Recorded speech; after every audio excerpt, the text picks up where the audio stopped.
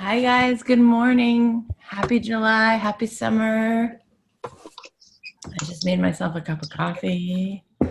Um, you guys, feel brave, turn on your camera. I hope some of you are on the East Coast. I am. It's 8 a.m. in LA, and I know that's super early. I usually wake up at like 6, but today, of course, my kids slept in. I was like, I could sleep in, but I'd rather be with you guys because it's so much more life-giving to hang out with you than to sleep. So we're going to talk about a lot of good stuff today, and I'm looking forward to diving in. I always miss you guys, although I've been reading and catching up always in the thread, and it's pretty cool, some of the stuff that's going on. A big shout out to Myra. I know that she got her first placement, and that was awesome.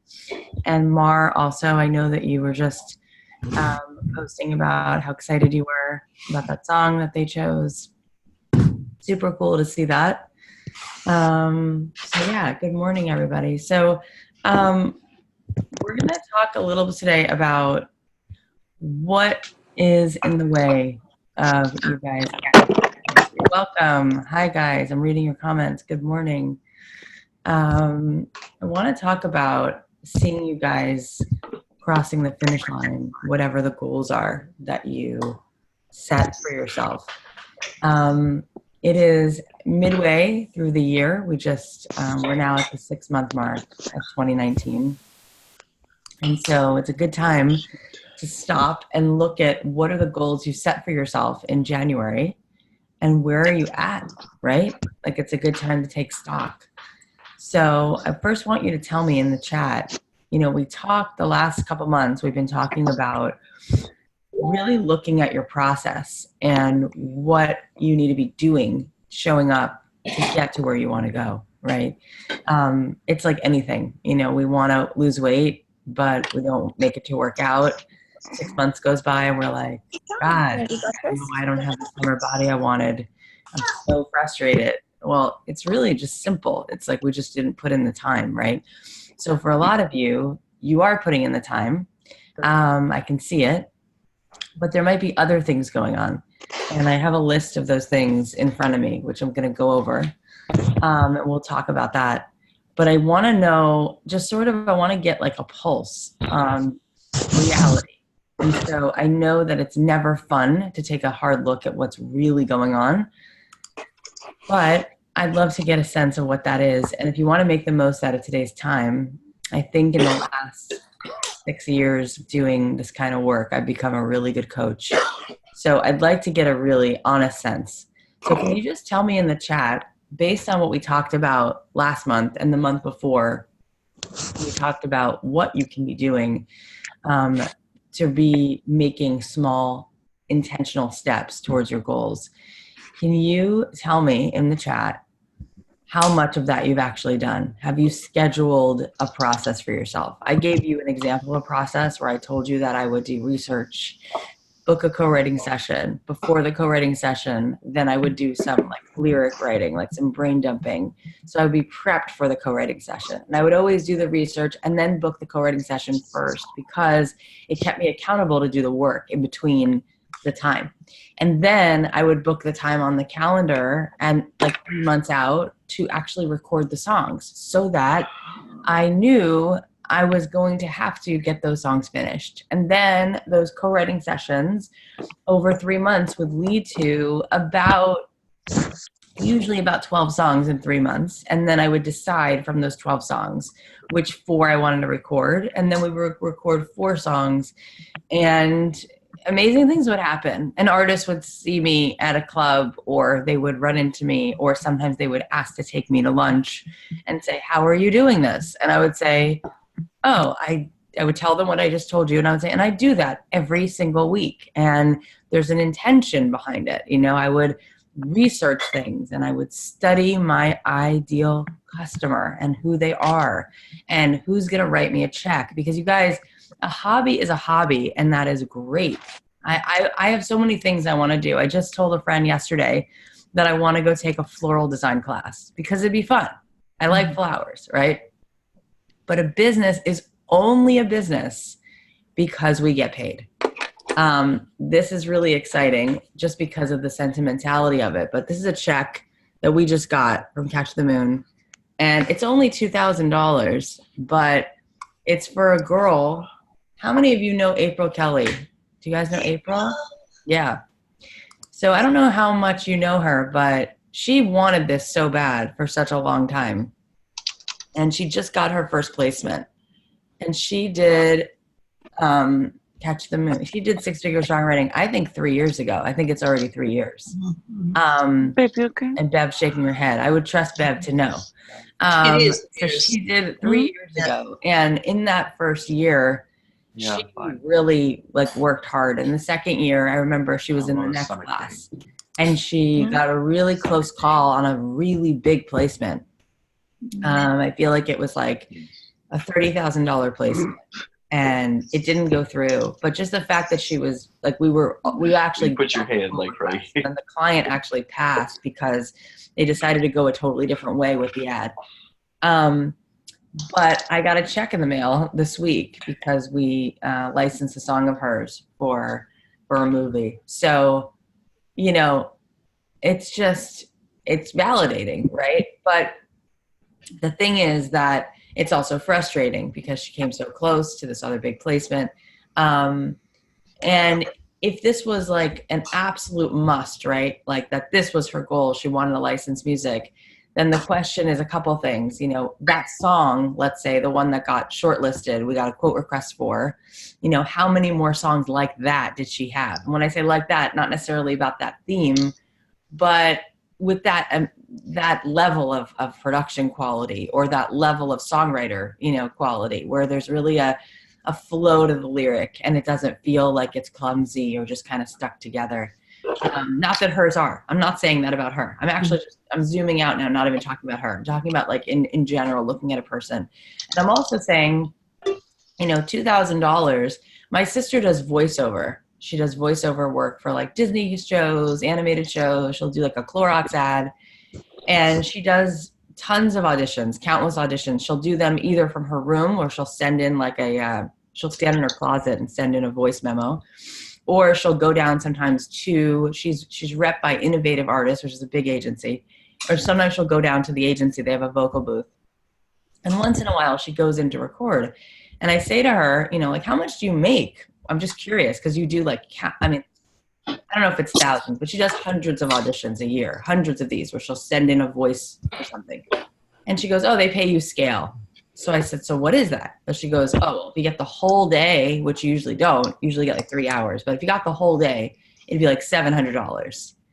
And I said, God, that's such a crap business. Like, it's like, you know, by the time you actually get the thing, you're making scale. She's like, yeah, well, if you got the show for 5 days, you know, you'd make a couple $1,000. And then of course your agent takes 10%. It's just crappy. Like it's crazy. This past week we did 3 licenses. One of them was for Rooms to Go, and the supervisor was actually really upset on our behalf. He felt bad for us because the original quote request was 50 grand. And then they came back and the supervisor said, oh, they're being such bastards. He goes, they said 50 grand and now they want to know if the artist will do it for 36,000. And he goes, and they're only doing that because they know that indie artists will say yes, you know? He goes, and I'm really upset because, and I wish I could show you guys the whole thread, and maybe I will. He said, because you guys have been pitching such quality music for this brand for 4 years. And we've had almost for Rooms to Go for 4 years, but it never stuck. He goes, and now they're going to take the song. And of course they're going to try to ask you for less. He goes, and by principle, he goes, I want to just tell them to F off, you know? And he said, but what do you think? You know, ask your artist. So I talked to the band and they're like, of course we're going to say yes to $36,000. And so that was the story. And that's the difference, right? It's like some people are selling shoes and the commission is $8 every time they sell shoes. They make maybe $8 or $10 on top of the money that they make for their hourly. There's people who are like my sister, she's doing voiceover, where like at the end of the day, the money you're going to make is just going to, you're going to have to make a lot to make it make sense. I was just reading about, I don't know why I got this article, but I was reading in the Huffington Post about all these like multi-level marketing companies, like LuLaRoe. I guess they sell like leggings, and there's like a class action lawsuit because the people who work for this company actually wound up losing money more than they make. And I guess Uber drivers sometimes lose more than they, I don't know what it is. But what I love about music licensing is that when it actually comes through, the fact that you could make $36,000 is such a good feeling because it's a good payoff for a ton of work. So we did a $36,000 ad last week, and then Kotex, the Highfields, had licensed a song to a tampon ad a year ago for Bold, and they renewed it. So they renewed it at $35,000. So they made $35,000 just for a second-year renewal. And then we did another ad for a supermarket in Chile, and I wrote the invoice, and it was $27,000. So that was in one day. So, and then April got this placement, and, look, it's $2,000, but it's still $2,000, right? And it's not, that's not nothing. But I understand that sometimes we get frustrated that things don't happen right away. And the song for Rooms to Go was also interesting because we had pitched that same song for the last 4 years. And it sometimes it takes later. And that's just so interesting. Someone said, can you mute everybody? Sure.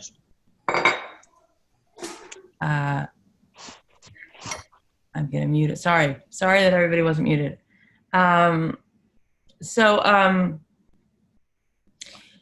want to talk about your process. So I want to get a sense of what's going on. So tell me in the chat. I'm going to start reading. A few of you have already answered. Since we talked last time, the first session we did 2 months ago, we really broke down sort of the pitching process in detail. And where is it? Where's my little thing? Right over here. Hang on. And we talked about pitching music, and I showed you guys this thing. I used to do this thing called Mochas in Music. This was like the second incarnation of it. I think the one I showed you was like a little girl with a guitar. That was like the OG. We talked about pitching music the first time. And then last time we talked about like your process, right? So can you tell me in the chat what it actually has been looking like for you? What has it actually been looking like in terms of the amount of stuff that you're doing day to day? And I just want to get a sense, and then I'm going to ask you something else in a minute. Okay. So Tony said, I'm way ahead on some goals, right where I should be on some, and a little behind on others. Okay. Alex said, I sent 39 emails to music licensing agents and no one responded. I realized I needed to study more ad music, so I made 2 playlists. Prepping for a co-write session this week, feeling really excited to step up to the quality of my songs. Realize it's not time for me to pitch right now. It's time to create and learn from super high quality. That's really, really sounds smart, and it sounds like you're doing stuff. So I'll just tell you that that's amazing that you sent 39 emails, and I'm not surprised that they didn't respond because it takes time. It takes time to continuously sort of like get to know them, like I just the other day, a couple of weeks ago, I was emailing people that I know, asking them to come to Sync Keepers to speak. And by the way, we have a completely full roster, and I'll tell you who's coming, and I'll tell you more about that in a minute. But it was amazing how so many supervisors like don't even get back to me. And these are like friends of mine. And if you were to see that, you wouldn't be so upset. You take it in stride. They're busy, right? It's like I'm emailing them about something I need in the middle of their day, asking them if they can show up. And yes, I'm going to, I pay them to come. I mean, they get like $250 for an hour. It's kind of a fun gig. They like it. But still, they don't necessarily respond because it's in the middle of their day and it's not on their priority list when they wake up to make sure that they talk to me today. So it just takes time. And one thing I want you to think about that is going to help you, and we're going to get into it in a second, but we know that perseverance it's all that it all comes down to, right? That's like the Will Smith, you guys heard me say this early on, but he said that when people asked him, what he dreamt of, he said he was going to be the greatest actor of all time and make the most money of any actor. And by the way, I just heard him in an interview say that the reason he wanted to do that is because when he was 15, his first girlfriend cheated on him. And he thought to himself, I never want that to happen to me again. And he thought, of all things to come up with as a strategy around that, he said, you know what I'm going to do? I'll be the greatest actor. I'll make the most money of any actor of all time. And no one will ever cheat on me. God, there's probably easier things he could have come up with instead of that. But anyway, he was determined. And when somebody asked him, what makes you think that you're going to actually succeed? He said, well, all I know is if I was on a treadmill and you put someone on the treadmill next to me, I'll get off last. Like, I'll just stick it out. And that definitely works. So I think that I have that. My husband says I have the will of a small country. And when I want something, I focus on it. And I'm very persistent. And then we're gonna break this down a little bit. But that's just one thing I wanted to say. But I'm really proud of you, Alex, because 39 emails to get that done, even if it was 6 of them, I think that that's amazing. And I love that you're sort of stepping up your game and thinking, you know what? I want the music quality to be amazing. I know a bunch of you saw that a few of our students went to Hawaii to write for the week. Anybody here was there in Hawaii? No. Well, the girls were writing their notes about how much they learned. And, it's a similar process to going to an event like ours because you get to meet music supervisors, but they also write together for a few days, which is awesome. And the supervisors, somebody was writing all of the notes and saying, the music just has to be right away from the beginning, interesting and really textured and really dynamic. And I feel like we hear everyone say this, but either we don't have a good sense when we're looking at our own work, if it is that, or maybe we just don't get how simple it is, because I'm telling you, you guys, most of you run circles around me in talent. I'm not joking. I'm not saying it to be nice. I'm just really good at like being literal. Do you know what I mean? Like I see what they need and then I go make it. So I guess one of the things that helps is I never had this like existential, I had it for like a couple of years and then it quickly went away, but I didn't have this existential artist question of like, I'm going to lose myself if I make the thing they want. And I didn't have this problem of, if I'm not talking about this thing that's the most painful heartbreak, somehow I don't feel like myself. I guess I was able to just think to myself, God, I want to get paid to be in the studio. It's really fun. I like to be in there. I like to write music. I like to pick up a box of percussion and play around with it. I like to be silly with my friends in the middle of the day and like go get like a matcha and talk. I just wanted to be in the studio and I wanted to get paid to do it. So I wanted to make a business out of it. And I also, I guess I feel like everything that we do with our work is really a service job.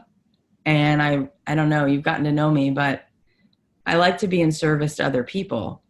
And so I thought to myself, well, that's a good way to do it. Like I could use my time and my resources and my talent to make things that other people want. And why not? And I kind of think that every job is a service job. And that's why it becomes a business, because a business, like I said before, you're going to make money. And money means that someone else values what you do. So they trade you value for what they think is valuable. And then it allows you to do the stuff you want to do whenever you want to. So the more money I made in my business, it became the investor for me to do projects that were just for me. And I guess that made a lot of sense to me. But it's really kind of simple. Like there's things that they want, there's things that they like, and they'll actually shake their head. They'll be like, I don't know, these last 4 songs that I chose, the supervisor, they'll be like, I wouldn't want to play these in my car, but I know it's what they want. And the executive directors come in with their suits on and they're like, yeah, that's what we want. Or like a TV show, the director will have a certain sound and the music supervisor will try to push something cool and new. and the director keeps pitching, keeps choosing the same stuff. So the supervisor will often say, just because I choose the song, it's not that it means it's like my favorite song. It just means it's what works. So it's kind of simple because you already have like this whole canon of music that you can tell because it's all out there on the internet of every show, every brand, and what they like. So it's kind of like, oh, I'm going to make something like that. I don't know. To me, it seems kind of simple, which feels like it takes the artistry away from it, but I don't think it does. I think it's just like a fun, it becomes like a goal to shoot for, like, oh, I'm going to make something like that. It's kind of fun. It's like my kids watch these shows like Sugar Rush and Nailed It, where the contestants have to make a certain kind of cupcake or a certain kind of brownie. And it actually shows how much mastery they have when they're able to make something that someone tells them to make. It's like, oh, you're great in the kitchen. Can you make lemon meringue pie? I don't know. Maybe I can just make the thing I make. Okay, well, then that's hard to make a business out of that because you got to be able to please your customer. So unless your customer, let's say you make one thing, which is like bacon maple brownies. Okay, so that's your thing. Fine. You got to find the people who make that, who want that. And that's okay. That's fine. But it might not be, it might not be a huge success if the viable, audience is tiny, teeny, tiny. So actually, and by the way, that was very strategic on my part. It was like a few years into this process, I was only pitching film and TV, and I was writing music that was slightly different. And I thought, wow, I got my first ad, and it was like $25,000 for my first ad, which was for Kodak. I was like, all right, I think I'm going to switch on over and write for ads. Like, why would I not do that? Like I'll play shows with my own music, whatever I want. But if I'm going to make money so I can like live as an artist, I'm going to try to get more ads every year. And I just worked on that. So I'm going to get into this list of things that I have here in a second, but let me read through more of these. So I'm just going to read through these. Yes, I followed most of the scheduling suggestions and then adapted to what worked best for me right now. Things didn't all go to plan, but most things ended up better than I planned. That's awesome, Katie. I was able to follow up on the things from my list, but not all. I've scheduled so many things, and now I'm being led to address the inner trauma that has been keeping me stuck. As I clear this, I know I will be more free to actually consistently do the work. So excited to stop working against myself. Yeah, so that's on my list. We're going to talk about that, how we sabotage ourselves. That's really, really important. 90% of all of this is psychology, by the way, and 10% is actually the steps. The steps are not that hard, but the psychology part is where we get stuck. Yes, I've been working on my co-writing sessions and working through one song a month, kind of a slow burn, but getting a nice EP. That's great. That's awesome. That's really, really good. It's like steady, true. Jim said, I take $2,000. Yeah. I mean, for one thing, it pays back your investment in the program. And you guys, there's $2,000 all day for you guys. There's $2,000 placements all day. And that's, by the way, its own strategy. But you could just like focus on a few things that would bring you that, and you can get that within the next 3 weeks. Like if you just focused on that for a minute, just to get a few of those in, and we can talk about what that looks like. How many of you follow Gary Vaynerchuk? How many of you listen to him? Yeah, he's so cute. He's got like 6 million followers now on Instagram. But the other day, he does this now on the weekends. He goes to garage sales. You guys seen this? He goes to garage sales. The man is he's a multi-millionaire. But he goes to garage sales because when he was 14, that's how he started making a living, is he'd like flip stuff. He'd like find something and then sell it on eBay. So he goes to these garage sales and he'll be like, oh, a Dick Tracy mug. And then he'll say to the camera on Instagram, he's like, someone look this up on eBay and tell me what the completed, not the listed price, but what the last completed price for this mug was. And he'll buy the mug for 50 cents and someone will be like, yeah, you can sell it for $21. He's like, done. And then like, he'll find he's always looking for VHS video game. Like he's looking, who knows what he's looking for, but he'll get back to the car and he'll start showing you like toys and like things that he finds and like old school, like sweatsuits. And by the end of the day, he'll add up like everything that he bought and what he can list it for. And he'll be like, I just spent a Saturday looking through people's junk. And he's like, I just made, like I don't know, he'll come back with some crazy number. He found a box at the last garage sale. It was a box like this of old vinyls of like the Beatles and like the Clash, like all these, and some of them were never opened. He's like, oh my God, there was 200 records in there. So anyway, at the end of the Saturday, he's like, I think I made $14,000 today just looking through people's junk. And he does it because he's all about clouds and dirt. You know, his perspective. He made these shoes with K-Swiss where it's like black lines and blue lines. And he's all about sort of like the sky is the blue and the black is the dirt. And he's all about like pushing from both sides. Like it's all about being like the biggest dreamer you can be, but also like getting the smallest viable product, like getting those mouse steps and getting those things done. So he's so inspiring because he's like, there's all day. He's like, all day I can find $21 mugs. All day I can make $600 a day just going to 3 garage sales. And when I think about, you know, what's out there, just even these smaller placements that we don't necessarily try to get, that's not a market that we're in, but there's a whole strategy to that. And those add up, you know, and there's people who focus on that.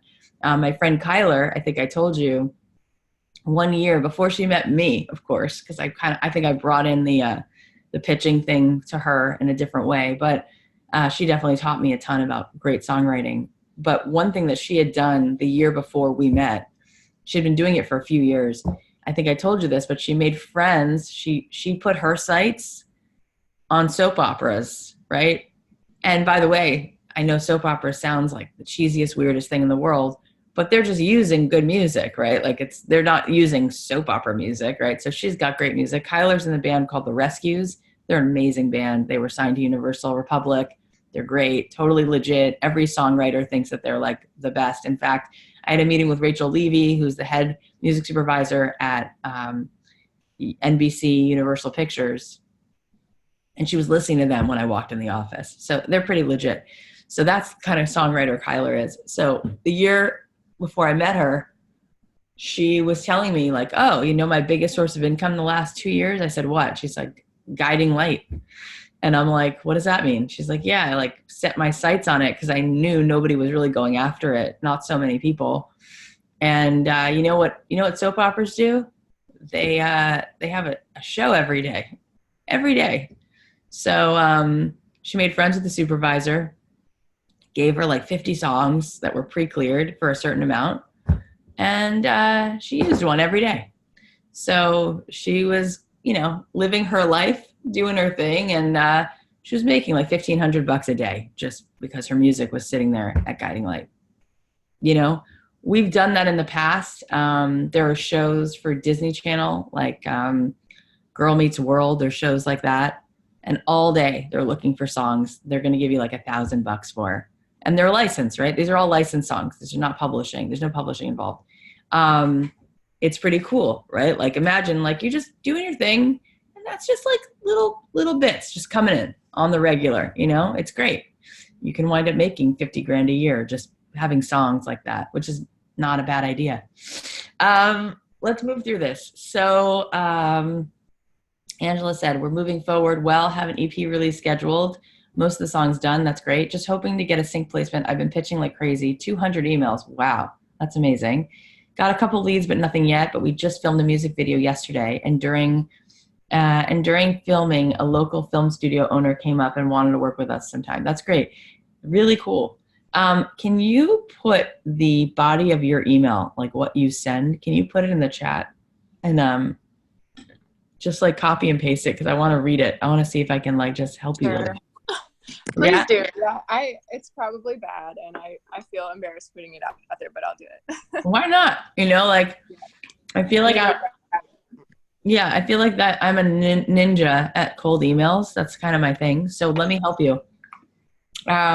Remember with emails, you guys, a couple things. You want to write emails like you're writing to your bestie. That's seriously the way to go.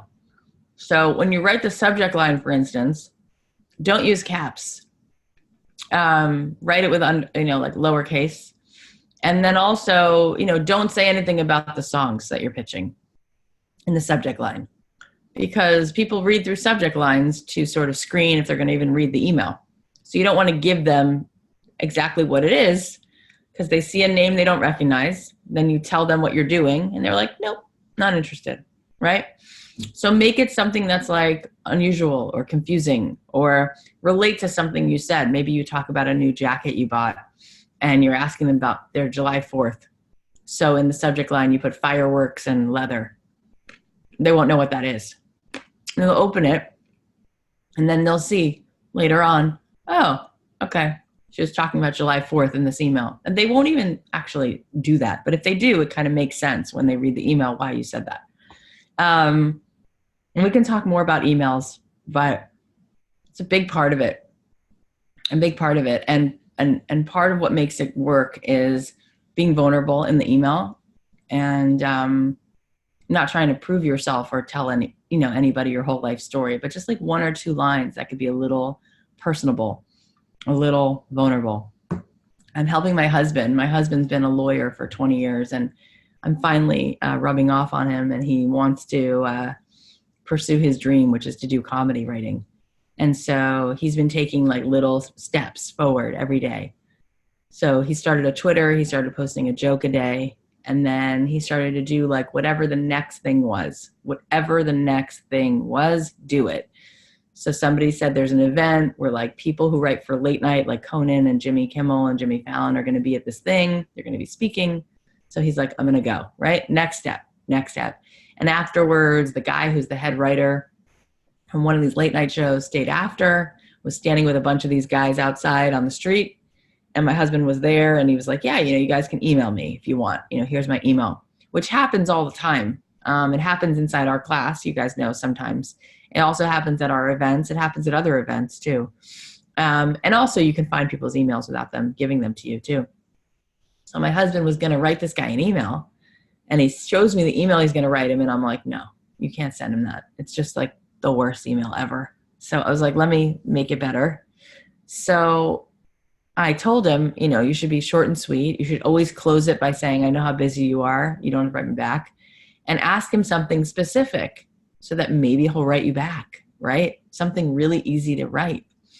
So, the first thing he says is, he compliments him. I was there last night and thanks for being so generous in a world of, in an industry that's pretty tough. You were very kind. You stayed after. I really appreciate it. And then he says, I'm just curious right now, like, who's your favorite comic? And he said, my all-time favorite. And then he put Rodney Dangerfield and he goes, my current favorite, Bill Burr, I think he wrote, my husband. I told him to do this.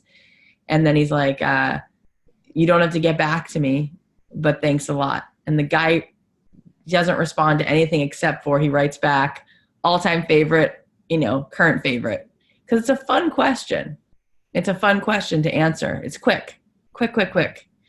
So as soon as he gets that bite, he knows the guy read the email, and now he's got a little bit of a volley back and forth. So then I said, now you got to write the next thing. And now you got to ask yourself, like, what's something that you want? And don't say, I'm going to attach my 5-minute stand-up set. Can you watch it? It's not an actionable, it's the kind of thing you're giving somebody work. It's too much work. Ask him something specific again. And I said, and you got to double down on being vulnerable because it's all about humans. It's all about making relationships. So he writes back, and I wrote the email, of course. I was like Cyrano de Bergerac. I was like doing the emails for him. But I basically wrote back, and this time I said, thanks so much for replying. I know how busy you are. That's awesome. I like that comedian also. He's great. Have you seen this new thing he did? And I had him like find something on this guy that was like a little bit cool, just to sort of show, like, because this is someone he just said he likes, right? And then my husband, his dad died when he was like a kid, and his dad was young. So I said, so I write it. I'm writing it. He doesn't know what I'm writing, and I'm pretending I'm him. So I said, I've been a lawyer for 20 years, and I got to this age, and I realized my dad didn't live much longer than this, and I guess life doesn't really last forever, and I want to do the thing that I've always wanted. So I'm pursuing comedy. It was like one line, but it's pretty, vulnerable thing to say. And And then I had him write him a specific question, which is, you know, he actually added a funny line, but I basically said, I would love to assist you, or because that's what my husband wants. He wants to work there. So, I'd love to assist you. And my husband wrote, I will do anything, even if it's downright insulting. That's what he added, which was cute. But he said, whatever's the best way for me to work there, what's one thing that you need help with, something like that. And then he was like, and again, you do not have to respond, right? But thanks for all of it. And so the guy wrote back. He didn't comment on the dad thing, but he just wrote back and said, you need to submit a packet, and there's like a certain kind of formula. So when you get it together, send it back. And if I like it, I'll send it over for you, So it's just a cool exchange, And then my husband followed the guy on Twitter. And then my husband wrote a joke a few days later, and he goes, come in here. And he saw that the guy liked his joke. So now there's like a relationship. So it's just kind of nice. You just start to form a relationship. And it doesn't really matter if that particular one goes, but that's like the dance, you start to build a relationship with this person. So yeah. And then I said, if he sends him the actual packet and the guy reads it or gives him any comment back, then I would double down on that. And I would send him to his office, like See's Candy or like Sprinkles Cupcakes or something, just to say like, it was ridiculously nice that you did that. And then like, you're in, like, that's like how you smooth it over. And it's not just with music supervisors that I've had to do this kind of work, but with my podcast, it's the same thing. Like, that's how I got Apple. That's how they started to feature my work, is because I made friends with them, and I'm still friends with them. Like, one of them lives here in Culver City, so I have lunch with her sometimes. And, it's nice, it's nice to make friends and care about other people. That's always just like a nice, really nice added part of being in this business, is making good friends. So I want to see your email. So yeah, post it in there. I'll look at it in a second. Someone's saying not everyone's muted. I've already muted you guys a couple times. So if you're not muted, just mute yourself. Bev said, I'm having trouble getting in touch with advertising agency. I pitched to people at McCann, Leo Burnett. It's great. And we'll keep going, but do they usually use a licensing agency? I heard from a couple of them and got back to them a few times with new songs, but crickets. Who are you writing to there? Are you writing to producers? You're writing to producers? So I'd also like to see the email you're sending. Let me see the email. Can you copy and paste it?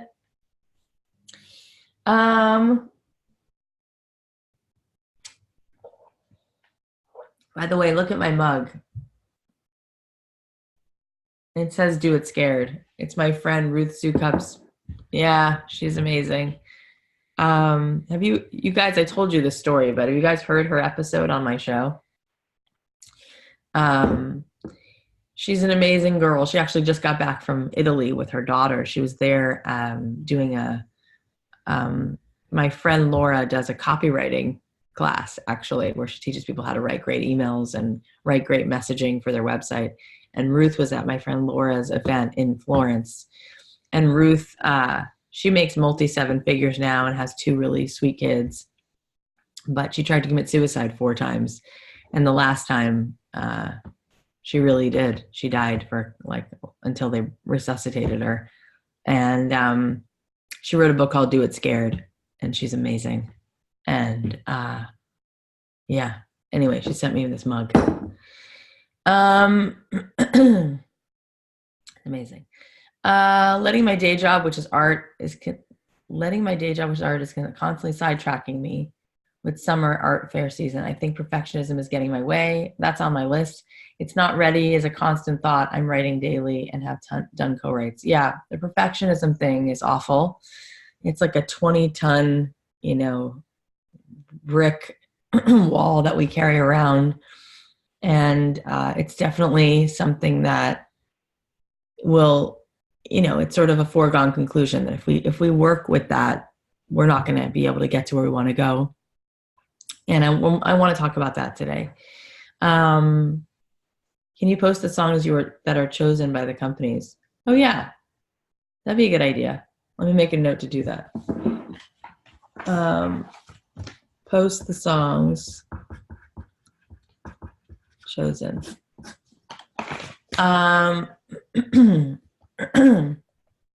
Michael said, I've had 2 major breakthroughs. First one has come from doing a serious look at what value I offer in the variety of music services I provide. That's great. I like that question, just looking at that question. I realized that I've been undercharging for pretty much everything I do. So I started asking 2 to 5 times more. That's great. 95% of my asks have come through, and it's been amazing. The second came from sending a cold email, and that's a good story I can share verbally. That's so cool. Okay, I want to hear that. Maybe, you know what, Michael, you can do is like can you make a video and post that in the class and tell us that story? Because I want to watch that. Amira said, for me, not bad. I sent about 20 emails and got about 5 responses and got 2 signed. That's amazing. That's really good. I mean, 20 emails, 5 responses, really pretty good. And 2 songs that they signed. That's great. My production skills have stepped up, and I feel like I'm starting to get results that are up to my standard. My challenges at this point are getting my workflow more efficient and digging back into research and pitching. So I'm going to stop just for a second because I got some sense, and then I'm going to keep going and I'll keep reading it. But I want to talk about what can be kind of getting in the way. So somebody said perfectionism already, and then what we were just reading about had to do with like Jim was talking about scheduling things and really being more efficient. And that was on my list too. So I want to talk about that. When we talked last month about this process of researching, co-writes, recording, how many of you can just raise your hand, have that on the calendar every week? That's on the calendar already. Okay, so that's a fair amount of you. That's great. So now raise your hand if every one of those things is on the calendar. Like, is it on the calendar? Like, you're going to spend time researching songs, co-writing, recording. Are all those things on the calendar? You raise your hand if all those things are on your calendar every week. Okay, so a few less of not as many of you are doing that. So I get it. And this is where I kind of want to dial it back to like what's underneath it. So the way that it works, I'm going to just draw this.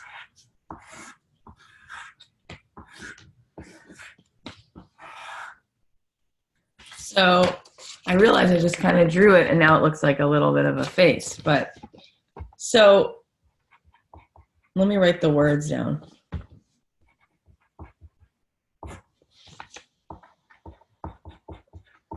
So I have horrible handwriting, but you might want to write your own.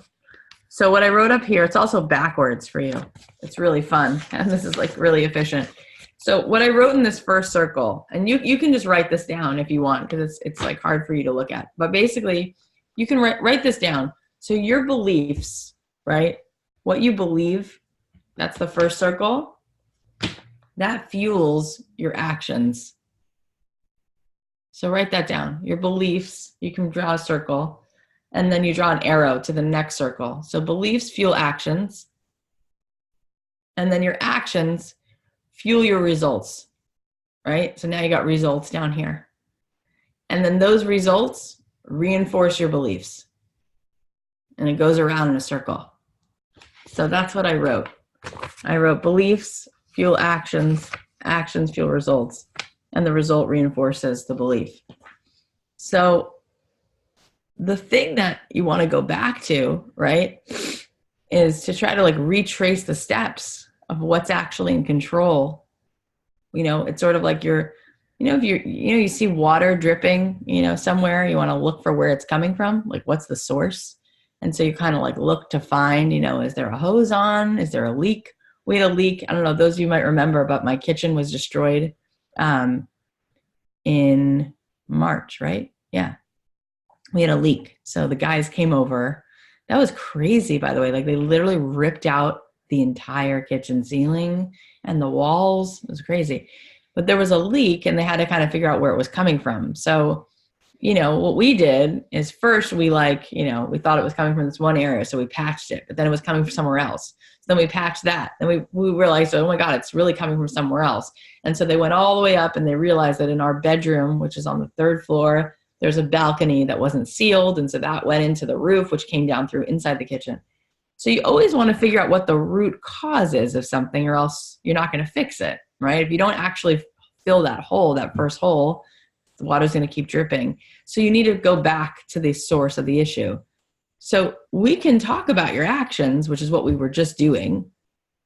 And that's good because your actions will fuel your results. So let's talk about actions. And we're going to talk about actions because that's where you and I can get specific. We can talk about the kinds of emails you're sending. We can talk about the kinds of songs you're sending. We can talk about the actions of breaking down the co-write itself and how's that going? And are you prepared? And when you get there, how much do you know about what you're really doing together with this person and where are you headed? Because in order to hit your destination, you should know where it is so that you can map to it, right? If you're setting sail, you need to point the compass in the right direction, or else you're going to say oh, we'd love to chart a new course and find America, but we didn't know at all where that was or where we were going. We were just kind of going wherever the wind took us. So we wound up in Jamaica, right? So that's going to happen. You need to know where you're going so that you can put in the coordinates and GPS to it. So we can look at the actions and we can say, so with your co-writer, were you guys clear of where you were going? Or do you feel somewhere along the way in the first 45 minutes, you started talking about something that happened and you veered off and so you wrote something else? Because you're going to get what you want, essentially. It's sort of what did you want in that moment? Did you set your sights? Were you intentional, or did you kind of just wind up doing something else? And so we can look at that. We can look at what happens in the production. We can say what happened in the production? Was it the mix? Was it the recording? Is it the vocalist? What is it? And so we can keep teasing it out. But what's really going on, if you look back at that story about where the leak is coming from, your beliefs are fueling your actions. And so before we even get there, it probably makes sense to look at what's going on there, because that's what's deciding and that's what's determining so much of what these actions hold. This is how we understand what's there. And so we carry around thoughts that completely, can either fuel us or sabotage us. How many of you have ever, you're dating somebody, raise your hand if you relate to this. You're dating someone and it's sort of up and down, and then you have a few days and everything's great. And it's awesome. And you just feel the vibe, things are really good. And all of a sudden, 4 days in, you guys get into an argument, right? You know what I'm talking about? How many people can raise your hand and relate to that? Yeah. So I have that all the time. Or things are feeling really good. You're feeling excited. You come off of a really, really good co-writing session, or you get out of the studio and you're those are the best moments, right? When the song's done and you listen to it in the car and you're that's amazing. And you're feeling so excited. And then you realize you're feeling excited. So you feel excited and then you actually realize that you're feeling excited. And then 8 minutes after you actually realize that you're excited, you start to feel shitty again. So that's this upper limit problem. Did I tell you guys I'm reading a book called The Big Leap? Do you know this book? So, but this is part, there's a whole dance that goes on here, but we have these inherent beliefs about life and about ourselves.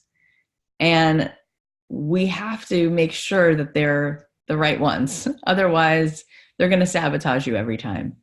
And one of those really nasty ones, which is really tricky. It's funny, this one. Some of them are those obvious ones, you're not good enough. And you're yeah, okay, I know that one. But then there's some that are really sneaky, and they don't come in the form of you're not good enough. They come in the form of you don't deserve to be happy. And it's ooh, what's that? What's that one? That one is sometimes with your relationship, let's say, that just is that as an example, because it's one that everybody I think feels the strongest. there are times where you look back and you're like, wow, my parents weren't really happily married. They were married, but not happy. So maybe I believe deep down that like relationships should feel kind of shitty. Like that if they feel sort of good, it doesn't feel like the default, it doesn't feel real, or it doesn't feel sustainable, or it feels like, that's, going to lead to something, I don't know, it's out of my comfort zone. Maybe I don't feel like I deserve it. Maybe I feel like love is something that I've always had to earn. So now someone's just being nice to me. It's like, why would you be nice? Maybe you're an idiot then. Maybe there's something wrong with you, right? How many people, how many girlfriends do I have like that? Oh my God, like the guy's actually nice. And she's like walking away and you're like, what are you doing? He's just nice to me. And so deep down, if you don't feel worthy of it, you think there must be something wrong with this person for being so nice because I'm not deserving of it. What's his angle? What's the move on this one? And oftentimes we'll be really happy for a moment in our career. And then what happens is this fear sets in of, what if I'm fooling myself and I actually never get anywhere? So I think I'm going to bring it down to earth and start feeling bad again about my career. Because if I get excited, then it might all get taken away from me. And that would really hurt. And the last time I got excited about something, maybe you were 6 and your dad left, or maybe you were 4 and someone died, or maybe you were 8 and you had a crush on somebody and they liked someone else. And you made this pact with yourself that you wouldn't get too excited about anything because you don't want to feel hurt, right? So we have these ways of protecting ourselves, which really worked well early on. They were good survival skills, and now they're killing us, because when I see people who are successful, I mean, I've said this before, but it's really it's very deep spiritual work. So in order to be successful, you have to like pull yourself up by like spiritual chin bars and open yourself up to that feeling that like you're not in control now. And that not in control feeling is not just like I'm not driving the car. It's I'm really unleashing. I'm in this unbridled state of going after what I desire, which means I'm completely vulnerable to getting hurt. Yeah. And when you do that, a lot of stuff starts to come along to try to like defend you from that. And so part of that might be not taking a lot of action, because if you don't take all the action, you can hold on to this idea that, well, I didn't really do it. And if I had done it, maybe I would have, maybe I would have gotten off the bench and maybe I would have thrown the ball and I would have made the shot, and I'll never know. And that probably feels better, not knowing and sitting in my comfort zone on the bench, because I don't have to face the music. Because if I actually got off the bench and I made the shot and everybody was watching and I missed, I don't think I could handle that. Except that they don't realize that you can take the next shot, right? You can take the one after that too. And it's hard. It's hard to do that because we all decided a long time ago that when we fail at something, it's like the end of us and we can't bear it. So we try to do as little as possible to convince ourselves that we're doing what we need to do while not really doing everything, because it keeps us from actually succeeding. Because if we actually tried succeeding fully, we might fail.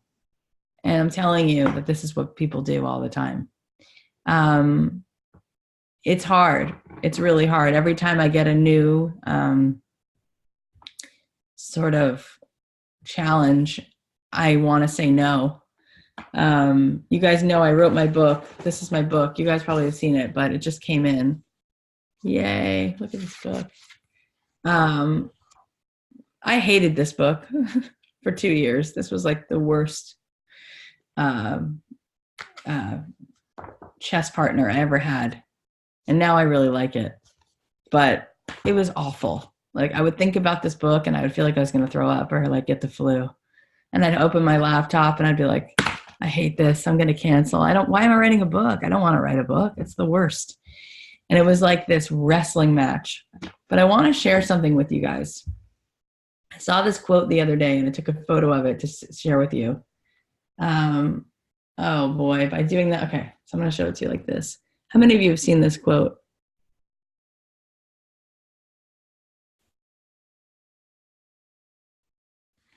And I saw this and I was like, this is everything. So basically this says, what you get by achieving your goals is not as important as what you become by achieving your goals. Isn't that so good? Yeah, that's a Thoreau quote. So that's part of the story, you guys, is that we think that it's about this thing, it's about getting this $50,000 check or whatever. It's not at all about that, actually. I wrote on my Instagram the other day, look, where is it?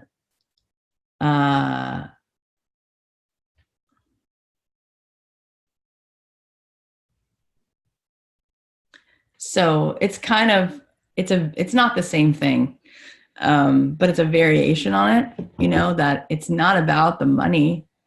It's about living life on your terms.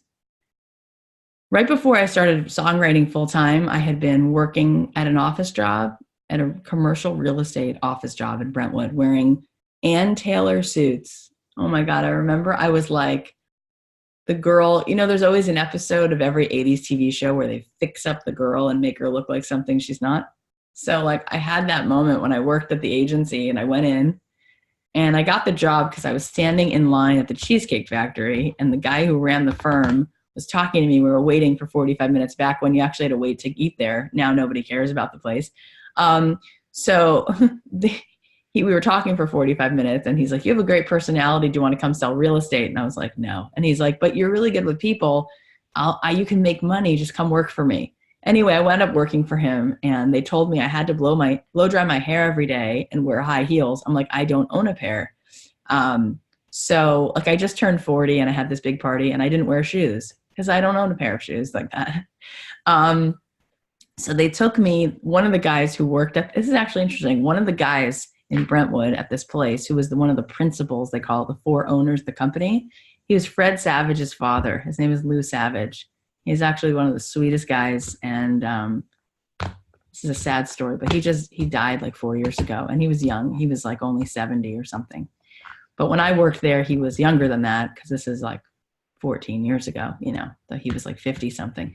But his wife was a manager at Ann Taylor. Why? I don't know, because they live like on Benedict Canyon in a big house, but I guess she wanted something to do. So he's like, I'm going to send you to my wife and she's going to get you suits. You're going to look great. I remember I went to see her and she's like, all right. And she gives me like all these cool things. And I'm like, you're Fred Savage's mom and you work at Ann Taylor and no one knows this. She's like, I needed something to do. Anyway, so I walk out of there with like 5 suits and like, like the total Hillary Clinton, like with the, no way, I can't wear this stuff. So I was so depressed and I gained weight and like, that's never been an issue for me, thankfully, except for now that I've had 3 kids. And I'm like, how have I not lost weight? Like, but I'm fine. It's good. But, I was just so sad and I was dating a person who was so weird, like you start being a different person, you date different. It's like, and I was like sitting with this guy who's like, I'm like, I remember sitting there. I was like, what do you live for? And he's like, well, I love Maroon 5. I like Law and Order. And I'm just like, get me out of here. Like, what am I doing with this person? Like he worked in finance and like he drove a BMW and I was like, I'm going to gag. I got to get out of this. Like this whole life just sucks. So I left my job, which was crazy because I was actually making like $130,000, like doing this real estate job. This guy paid me to make phone calls and cold email and cold call people who were big investors who had a lot of money who could invest in these like big shopping malls he was buying. And I was like, easy as anything. Like all I had to do was like get through to people and make friends on the phone. And these were really, really wealthy people. And they were going to spend money on something anyway. They may as well spend it there. And I don't know, it worked out, but I left that job because I was so unhappy. And my parents were like, you're insane. Like, you were just making great money. I'm like, but what does it matter? Like, I can't wake up every day. I'm really depressed. Like, I'm really depressed, you know, and I had never up until then, you know, felt that kind of depression. I had other kind of depression. But one of, you know, the things that I've heard from so many successful people, this idea that like, when you're successful, whatever that means on paper, if you have money in the bank and you're successful, you got the car, whatever, and you feel depressed, success without fulfillment is actually the ultimate failure. Because if you're successful and you feel awful, where do you go from there?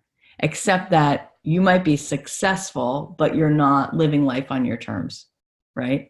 So that's the problem. You're not successful then at all. You're living someone else's life.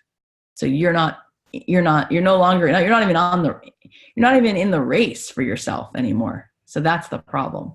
So I quit. And I remember when I started just writing music every day, I remember telling my sister, like coming back from the studio, having written a really mediocre song, which at the time I probably thought was really good, and it didn't matter. And I remember thinking, if this was like my last day on earth, like I just was so happy.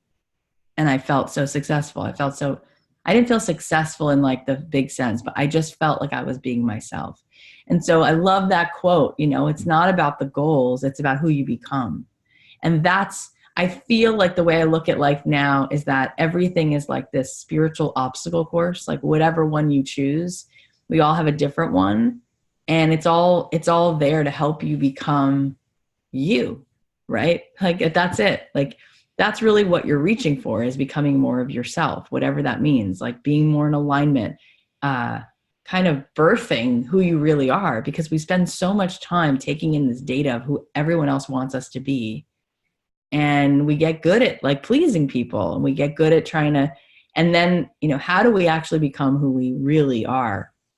And so it's interesting because even when I was in my stride of writing music, I just kept growing and like looking for more of myself. And it led me to my podcast, I guess. But I don't know where it's leading me next. And people will be like, what's your 5-year plan? I'm like, I don't do that, because all I'm doing is every day just sort of asking myself, you know, where am I supposed to be? Like, what am I supposed to be working on? Where can I serve? What can I do? How can I grow? What feels more in alignment? And you always know, that's the thing. People say, I don't know a lot. When you find yourself saying, I don't know, it's an excuse. Like everyone knows, but we don't always like the answer. So that's a different thing than I don't know. But I don't know is not really good, because it just keeps you stuck. I don't know what to do. I don't know. You do know what to do. You just might not like the answer. You might not like knowing that what you're really supposed to do is work harder and work with somebody. What you're really supposed to do is figure out the fact that this thing you've been trying hasn't been working, so you need to try something else. What you really have to do, there's a million things that it could be. Or it could even be, what you really have to do is be willing to, and there's a radical idea here. In this book, The Big Leap, in the beginning of the book, he says, I have a radical question. It's radical, you know, but can you open yourself up to the possibility of really being happy all the time? And most people, he says, he asked them and they're like, no, because most of us believe that that's not even possible. And it's fake. And he's worked with people like Michael Dell and Bill Clinton, all these like big successful people in business and politics, whatever. And it's a mindset shift, you know, and that's really the work. So one of the things is, a lot of times people say to me in terms of beliefs, we're going to talk about a few of these. But another one is that people will say like, you know, I need all this business, right? I need a lot of supervisors. I need people in the world, my podcast listeners. I need more followers. I need more subscribers. People always want more. Like, I need more of this, more of that. You really don't. You know, I think that the thing to do is try to focus on a few and go deep. You can make a big living with a few people. If you read this, if you go back, this Billboard article, I mean, it talks about it in there, but it's really true. I'm going to tell you, I have some new announcements for you too, but I was talking to John Kleinbell the other day, and we were talking about this, and I said, you know, there's like 30 people. It's just like 30 people in the world, really. When I really look at it, it's 30 people that I really work with in the music world, whether it's like a person that, you know, ABC or a couple ad people, it's like 30 humans, 30. It's not 100. I've written thousands of emails. I've written to hundreds of people, but can you imagine making $500,000 a year because 30 people in the whole world became friends with you and fans of what you do and trusted you and came to you for what they needed? 30. And you don't need to make $500,000. You could make $90,000 a year. You'd be really happy. So what if you could do that with 7 people? Doesn't that feel like a relief all of a sudden? So if you really think about it, I'm serious. Like and by the way, you could do that with 3 people. You know, you might get one spot and there's 3 people, and you just really focus on those 3 people and think about what you could do. Well, you could really study that avatar, that customer, what they really need, and really work on it. And, you know, write a song with this person, write a song with that people, try to find people who've worked on songs that that brand has actually chosen, or that show, or whoever you're working toward. That's actually how I found Billy initially, because my friend Yael and I were researching the producers of the songs that we found that were on the ads and the TV shows that we liked. There's a producer in Nashville. His name is Kason Cooley. Do you guys know who he is? He's so talented. But I only know his name because I remember researching all of these artists that I liked, like Katie Herzig, and I was like, oh, who produced it? Oh, Ben Rector, who produced it? This guy. And he's in Nashville. So that was a little too far for where I wanted to go. So I went to Koreatown.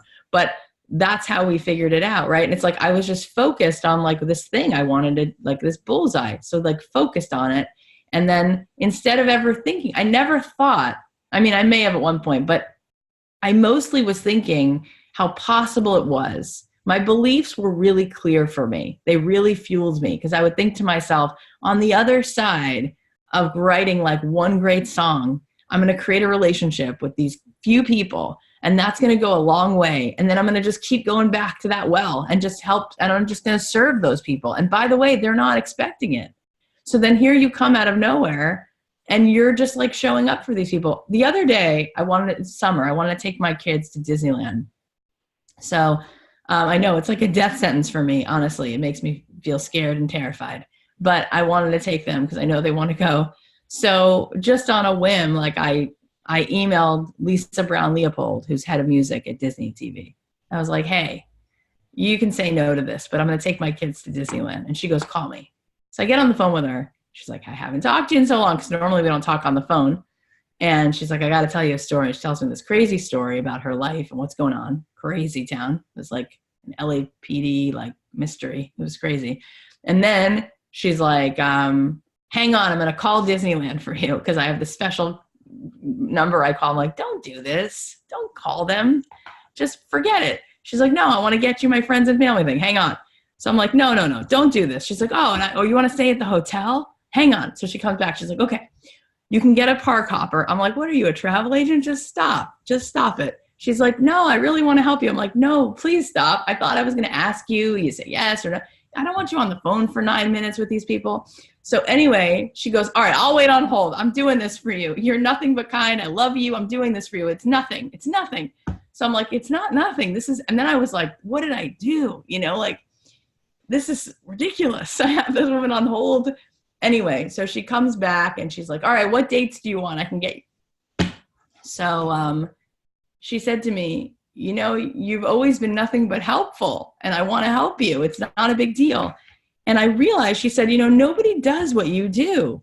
There's no artist that does it. I said, what is it? She goes, well, you reached out to me like 6 years ago, And then you like every year, like, what's on your slate? What do you need? And you would just like send me stuff and then you'd make it better. And she's like, and I would tell you to rewrite things. And there were so many times we wrote like so many theme songs for her that didn't go, that were close.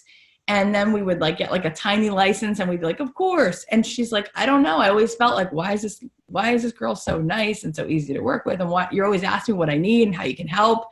And because of that, we wound up getting all these cool things to happen. Like she'd sometimes be like, come to the lot. I'm going to show you a show before we're doing it. And we'd write music for it. And I have that with a few people, right? I mean, I would have done it with more people, but a few people sort of took the bait and then I just made them my people.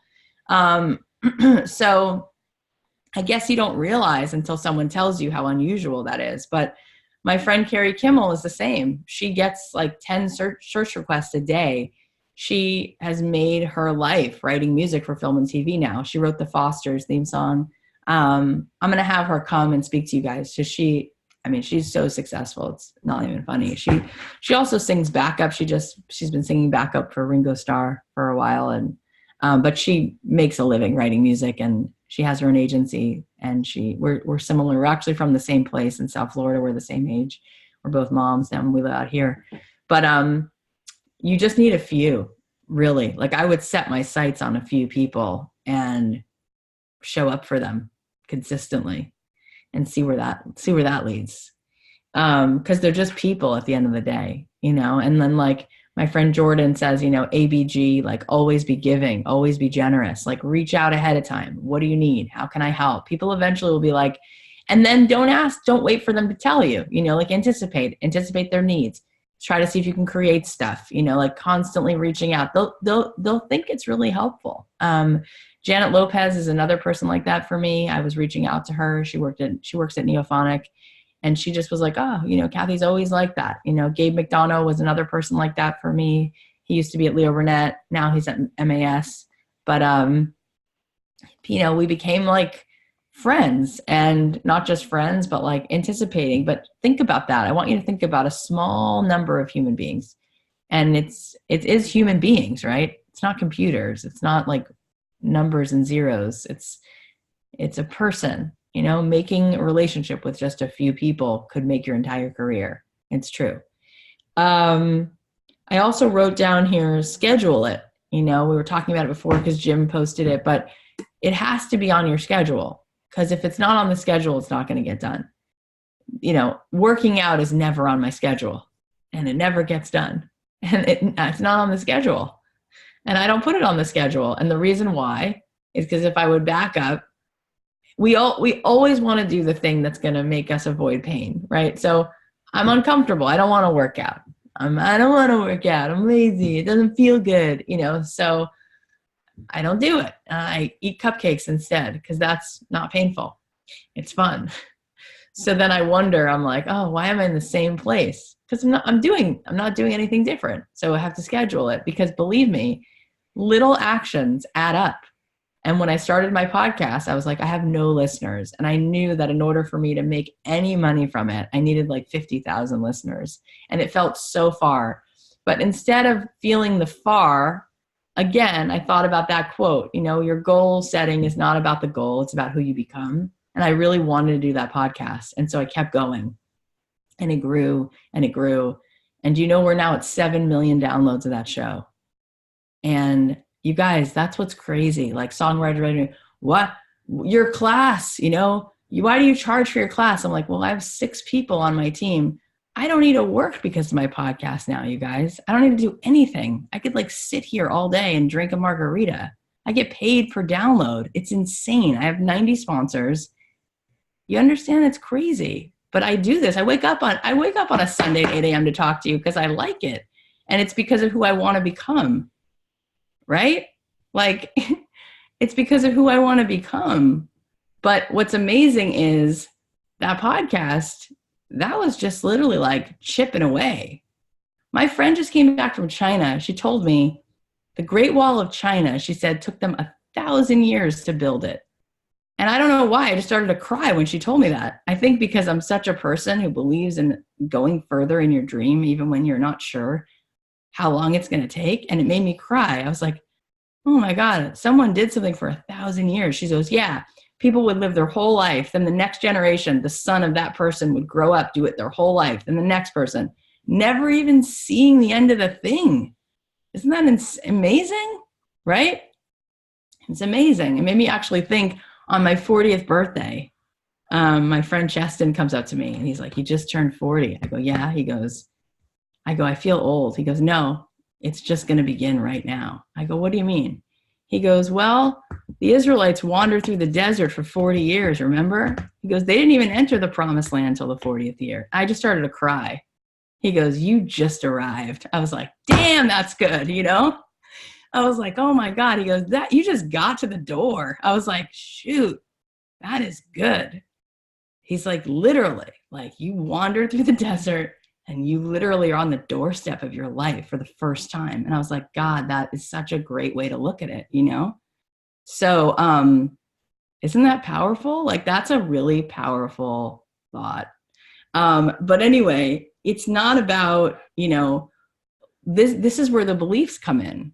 If you keep focusing on where you're not and how far away it is, and you know how much it's going to take between where you are, where you're going to be, so then you're just result driven, and you're going to make yourself believe that this is like impossible, and you're not going to do those things. You're not going to schedule it. You're not going to feel like it's going to make any difference. And the truth is, just going back to the working out thing, because that's the one thing that I don't seem to dial in.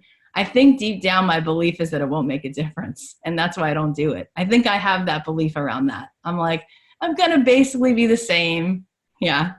Jim's like, I agree. Yeah. I'm like, I'm going to be the same. Like, I know myself. I'm like, I'm going to try to eat well. Then I'm going to have 3 glasses of wine and it's all going to be over. And I don't want to give up drinking wine. So I kind of feel that way about it. And I think that that's ultimately, it's your beliefs. And so somehow with my music career and with my podcasting and all my creative stuff, I think I like who it makes me become, because it puts me in a position where I feel so aligned with myself.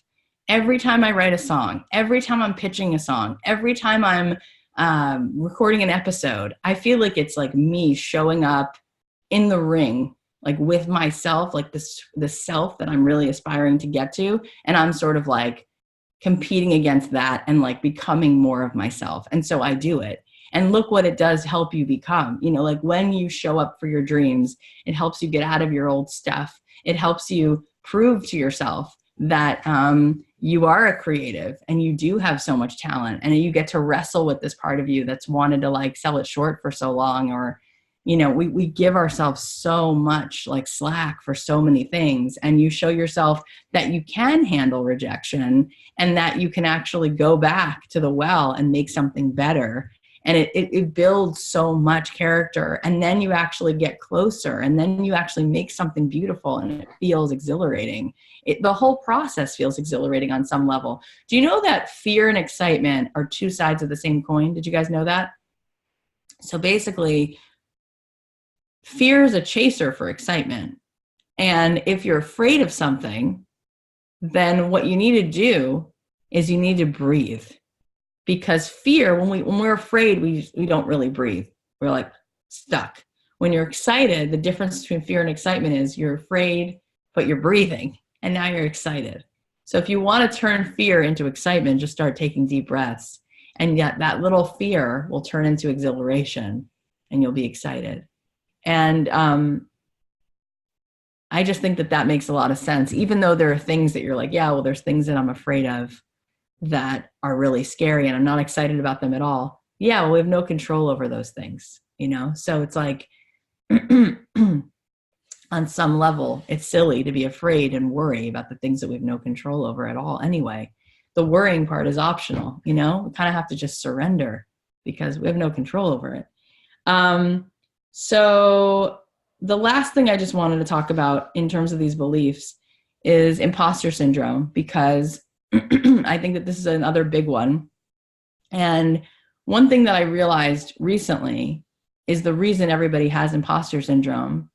And that is that we know our own crap, right? We know our own issues. We know our own neuroses. We know ourselves really well. And so what happens is we'll look at someone else and we will see someone else being successful, and we'll think, that they're successful because they don't have all that stuff that we have. And that's just incorrect. Everybody has their stuff. Everybody. I guarantee you, every human being, because part of the human condition is like having your stuff. So everybody has shame, things that they're insecure about, things that they wish they could fix, things that they're not proud of, every person. But when you look at someone else, all you see is the good stuff. And so then you have this imposter syndrome, like, oh, well, the reason they're successful is because they don't have this issue. They're better at this. This thing is not as hard for them. There's something else then that they have that you don't have. And so if we can understand that, and we can stop comparing ourselves to other people, then we can actually move forward, because we're all imposter syndrome. It shouldn't even be called a syndrome, because a syndrome makes it seem like it's for a few people. It's universal. It's an epidemic for every single person. We all have this thing where we think we're the one. And the reason why is because like we have this issue where we're not that good at this thing, or this thing's really hard for us, but other people, it's not true. It's also just as hard. So then instead of looking at this other person and thinking, oh, well, they don't have these impediments, that therefore they're successful, we can do the opposite. And we can remind ourselves, no, they have all the same issues in different ways, but they're successful because they just kept working on it, right? Anyway, Einstein thought that he was like delusional. Like he didn't think that anyone would think that he was smart, right? Maya Angelou used to say that she was terrified to go on stage and speak, and that she didn't think any of what she was doing was ever good enough, and she did it anyway. So all of these people are like riddled with all of these same things because they're human beings. And so instead of looking at someone else and saying, oh, this is why they're successful, they don't have the issues I have, that's not true. You can just feel better about yourself knowing that everybody's working through that stuff. And that's why when I see people who are successful, I give them a tremendous amount of credit, because I know that they're stepping up even when they're terrified. So those are some of the things that we need to look at. We just talked about some big things, but asking yourself, what do you really want? And then are you willing to change the way you look at failure? Are you willing to look at the way you look at goal setting? Can you make goal setting about who you want to become versus what you think is the goal? And can you wake up every day thinking, what my real goal is? It's not money. I mean, what are we all chasing? We're chasing happiness, but happiness doesn't come from being happy. We know that. I mean, I just had Jillian Michaels on the show, and she said it so well. She's like, happiness is not a place where you arrive and then you're happy all the time. She's like, I have millions of dollars. I have all the success in the world. I'm not happy all the time. Like, no one is. That's part of the human condition. You're going to feel every feeling in the book. So what are you chasing? Happiness? Not really. What you're really chasing is meaning and purpose. And that's what you want. I had this woman on my show. Her name is Emily Esfahani Smith, and she did all this research. She did a TED Talk on what people want. Her TED Talk is called Why Happiness is Overrated. And she said, what people really want is belonging, purpose, meaning, and transcendence. And that's what she finds that human beings want. That's what we want. If you want those things, if you really want meaning and purpose and belonging and transcendence, that's what you really want. And that's what's really if that's really what each of us are looking for every day, every minute of the day, you have so much control over whether you find that or not. Because it's how you're going to look at this. Is it about showing up for yourself, writing the music you really want to write, creating more of who you are in this world, getting out of your comfort zone, getting away from, what's keeping you stuck, and actually showing up and doing this thing that's scary but really fulfilling. You're lucky in a sense that you actually have something that you love. There are people who, they don't even know yet what this thing would be. They're far away from that. They don't know. They've never even given themselves the chance to explore. So they don't even know what the thing would be to work on that would even get them into a process of discovering themselves. And so when you have something that lights you up like that, that's part of the reason you also ignore it more. Because, I mean, when Lisa Loeb was on my podcast, she said every time she walks past her guitar, she like gives it like a death stare, because she walks past it and she knows she's supposed to be playing it. And it makes her feel bad because it's a reminder that she has to play the guitar and she doesn't want to sometimes, because every time she plays, she has to confront her feelings of inadequacy. Every time she sits down, imagine having a couple #1 singles. Ethan Hawke and her went to Brown together. And when they were in school, she used to play these like divey bars. And he said to her, "You're so talented. And one day I'm going to make a movie and I'm going to put your song in it." And she was like, "Great." Meanwhile, I'm going to go get a psychology degree, you know? And she was in her master's program and she got a call and he's like, "You know that song you had?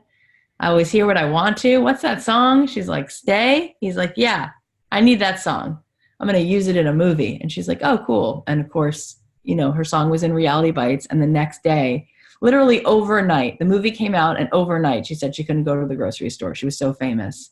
And then she had another single after that. And she's like, "You know what's the worst thing in the world is actually achieving your goals, because then you think you're such a loser when you can't achieve them over and over again. So you have to go back to why you're doing this and fall in love with the process." And that's why so many people, she's like, "I watched so many people win Grammys or Oscars or whatever, and then they fall apart and they're literally like," I mean, did you guys read this article about Matthew Perry? Like last week, people were saying like they saw him in New York and he looked so disheveled. Can you imagine what that must be like? How awful that must be to be like the most famous person in the world and making so much money, and then you can't get work, and any work that you do is mediocre and nothing lives up to it, and you have no idea who you are anymore, and you cannot do this thing. You can't make this widget that everybody expects you to make. It's awful. Like if that's your identity, you'll never stay there, right? So what we're really looking for is something that we all can fall in love with, which is figuring out more of who we are in our process and trying to get better at showing up for ourselves. And the truth is, like, I read through half of your comments and I see that so many people are taking action and I can feel it. I really can feel it. And at the same time, I can tell you that the #1 reason why people don't have what they want is they're just not doing enough about it. They're really not. Like, they're doing something. And believe me, I can tell you also, what you guys are doing is miles ahead of what most songwriters are doing. Way ahead. I mean, most people are really doing nothing, and you're not. You're taking action. But it's going to take leveling it up, right? Like, it's like if you really want to grow a business, I mean, think of it this way. Like, if this is your business, right? Again, it's not a hobby, but it's a business, and you want it to produce $50,000, $100,000, $200,000 a year. Think about how much you should be working on that every day. So if you're not working on it, you're not in business that day. So you took 15 days off. So how do you expect it to grow? You know what I mean? Like, I record 5 episodes of the podcast a week. I only put out 2 a week, but I record 5 because I have to be ahead of it. And I don't just want the episodes to be okay. I want them to be good, really good. So I need to record people, and sometimes they're boring and I don't air it. So I need someone better. And I'm working on it all the time to just get better at it, you know? And then on top of that, we're pitching music every single day. I'm working on constantly thinking about what's the next way I can improve the class. You know, like, we just started bringing in different experts and more people. And I had a talk with Josh Sanderson about coming in to do coaching, because I think this coaching is really worthwhile that I do. And I wanted more of that. So he was like, "Well, you can't just pay me $250 for that for an hour." And I was like, "Great. What do you want for it?" Because I want to get you guys results. I'm constantly asking myself, like, what else can I do? And I'm doing it every day. And if I'm not doing it every day, it suffers. You know, like, behind the scenes, you should see how many meetings we're having. You should see how much goes on. You should see how much is happening to just support this and make it better in every single possible way. I remember when Zion came to me and he was like, "We should create a feedback tool just for the students. And it's going to cost like $1,000 to make it. And it's going to take some hours to figure it out, but we should do it." Okay, let's look at why we should do it. All right, let's do it. You know, what else can we do? What else is possible? What else do they need? About everything. So I want you guys right now to go in your phone, whether you have your calendar on your phone or in front of you, and I'd like you to schedule something. And I want you to schedule it. Like, what is the thing that you're avoiding? Are you not researching enough? Are you not co-writing enough? Are you not in the studio enough? Schedule it. Like, you're never, like, work backwards, right? How are you going to be able to license songs if you don't have enough of them made? You need to make them. You know, you can't show up at the farmer's market to sell your cupcakes and you have 3 of them. Like, you need to make 6 dozen of them, right? And in order to make 6 dozen great cupcakes, you probably need to make a dozen a day just to work on that recipe and make sure it's good. And you probably need to test it out on a few people and see which one they like, and then work backwards from that so that you finally have what you need in order to go make the 6 dozen for the farmer's market, including probably calling a few different places and figuring out where's the best one for you to go to. Or maybe you want to sell it wholesale at somebody's like coffee shop because you realize they don't have gluten-free muffins and their audience might like it. So doing the research on that might be the thing that you do before you start. But it all goes back to, you know, do you really believe this is possible? Do you really believe that you deserve it? Are you really willing to do the thing that you really love to do? Are you willing to quote unquote fail? Can you look at failure a different way? When you're failing, can you see that as succeeding because you're actually showing up and getting stuff done and you're getting feedback, which is great because every time you fail, that's feedback, right? It gets you closer to the next thing. And then you can ask yourself, like, maybe all of this is teaching me that what I really love about this isn't this, and I'm exhausted from it and I don't want to do it. My favorite part of it is this. Great. So can you go do that? You know, can you use that information? Because that's such an incredible thing. Do you know how many people come to me and say, I don't know what I want to do. I have 3 things I like. And I say, well, the only way you're going to figure out which one is meant for you is by going all in. And then you figure out, like, is this really flowing? Like, do you love it? Is it getting closer, right? And by the way, not because you gave up too soon. Like, if you have no data on whether it works or not, that's not a good time to give up. And that's what most people do. Most people give up way too soon. They give up before they really have enough to know whether it's going to work. But if you've actually put in the time, and what you've noticed is that this is what really works, and this is what actually resonates, then can you double down on that? And can you figure out what that looks like? And it's going to be different for every person. But for most people, 100%, I can say they don't do enough to know. Right? That's the number one thing. And why is that? It's because of what's underneath it. I'm just curious, those of you who I asked to like send me your emails, did you put them? Angela, did you put your email in here? I'm going to look for it. I want to just go back. Yes, sorry. I have Little Bus Tayo playing in the background, so I was trying to get that stopped. Okay. Yeah, I put the email in there. It doesn't have line breaks for some reason. I pasted it, so it's kind of okay. I saw it. Hang on, I'm going to read it right now. Okay. Okay. Thanks. It says, "Hi Josh, my name is Angela, and I'm half of husband and wife indie pop duo Mountains in the Sea." I love that name, by the way. Based in Washington. When we aren't watching Daniel Tiger, I love it. She used my line. When we aren't watching Daniel Tiger episodes for the 100th time with our 2 little girls, we're busy writing and recording music. We have a couple new songs, and I wanted to see if they might fit one of your current projects. We're super easy to work with, and our songs are one-stop. Let's Go was released on this date. It's an upbeat dance, including male vocals. Sounds like 1975, the Ramones, the Black Keys. So great. Happy Long Way Home was unreleased, planned for July. It's Happy Togetherness, female vocals. Sounds like Maggie Rogers. Great. I know you're super busy, so please don't be all to respond, but thank you so much for your time. Hope you have a great week. All the best. There's one thing I would change about this, but it is such a good email. Oh, thank you. So, you know what I'm going to say? No, you don't. Otherwise, you're like, no. If I knew what you were going to say, I would have done it. True. Every email needs a CTA. What's a CTA? Call to action. A call to action, right? So this is a great email. I don't know what the call to action is. It says, we have a couple new songs and I wanted to see if they might be a fit for one of your current projects. So it sounds like you're kind of saying without saying it, do you need this song? Right? But you didn't say that, right? So what it winds up being is like this really lovely email. It's lovely. And it's just like this lovely email. And they get tons of those. Well, they don't get tons of these emails that are this short, sweet, to the point. I like that you said that you're husband and wife. I like the name of your band. It gives you, you're from Washington. I love that you like said what the songs were like, what they sounded like. I love that, by the way. I think that's really helpful. So I don't think they get tons of that because I have not seen a lot of emails like this.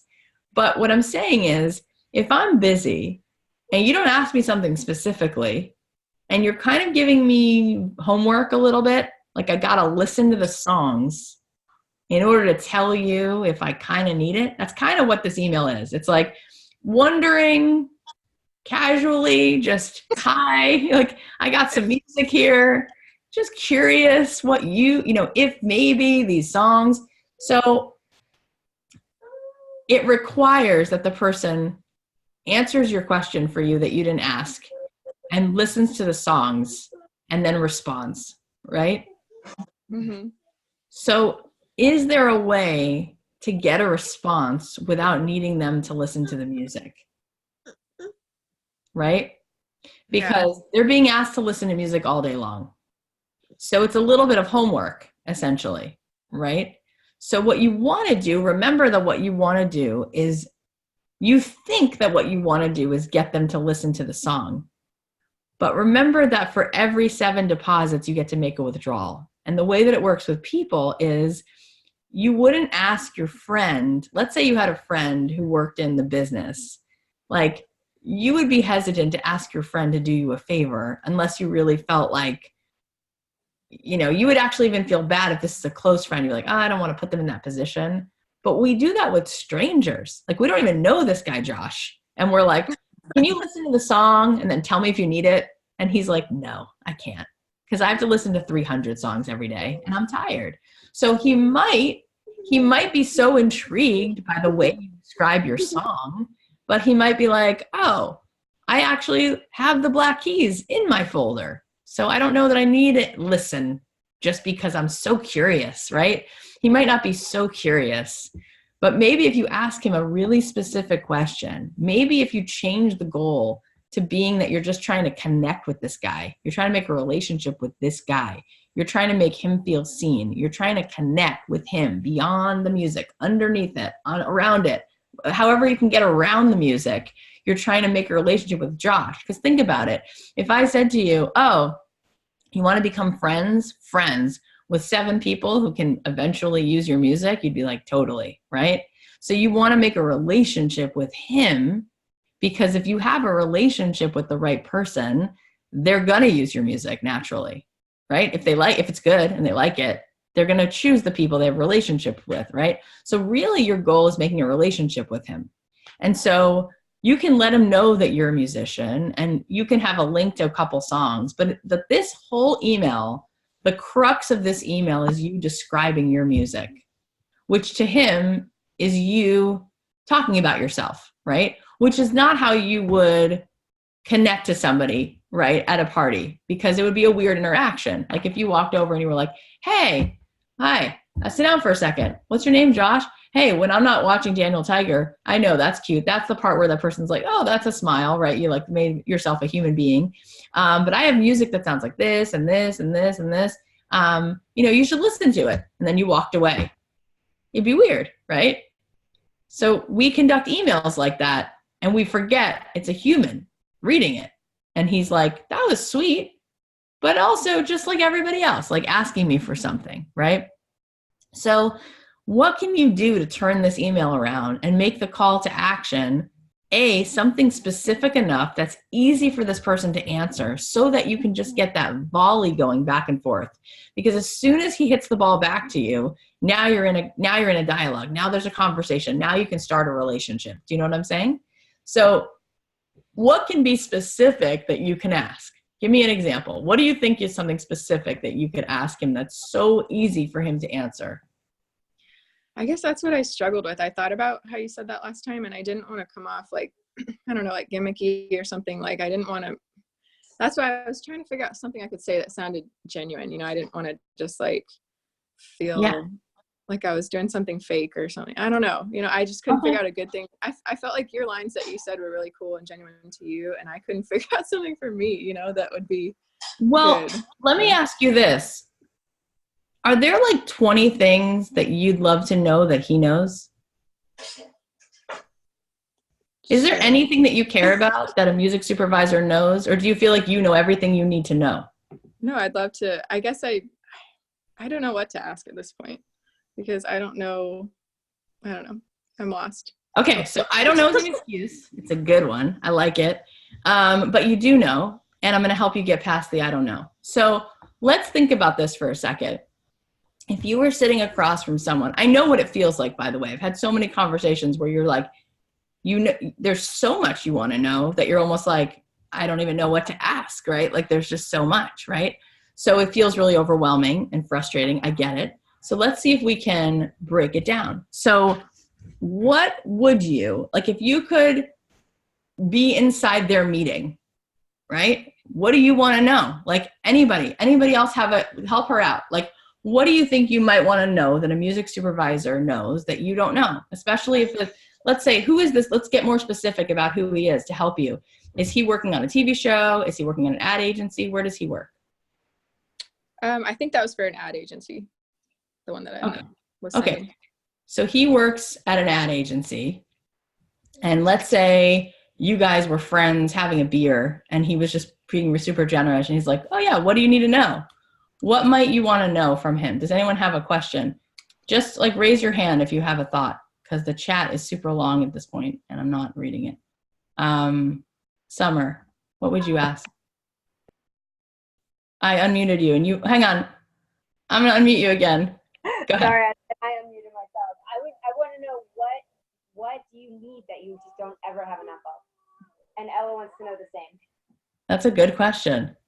What kinds of music do you need that you never have enough of? I love that question. I think that's a good one. Who else has one? Michael, you raised your hand. I'm going to unmute you. Hang on. Oh, no. Okay, you unmute you. Unmuted. Okay, cool. What would you ask? What would you want to know? I think it's just really beneficial to ask them about their process of what they go through and what types of things that really perk their interest in terms of, and like how they go through that. So like even just asking, hey, like how do you find your best song for your fit? That's a good question. I like that question. I think that we just need to be specific, right? Because we want to give someone like an easy to answer, like here's something super fast, right? One thing I'll tell you that's like a super fast thing to answer would be, also you want to think about making a relationship, right? So how do you become the most impressive person in the world? You make the other person feel excited.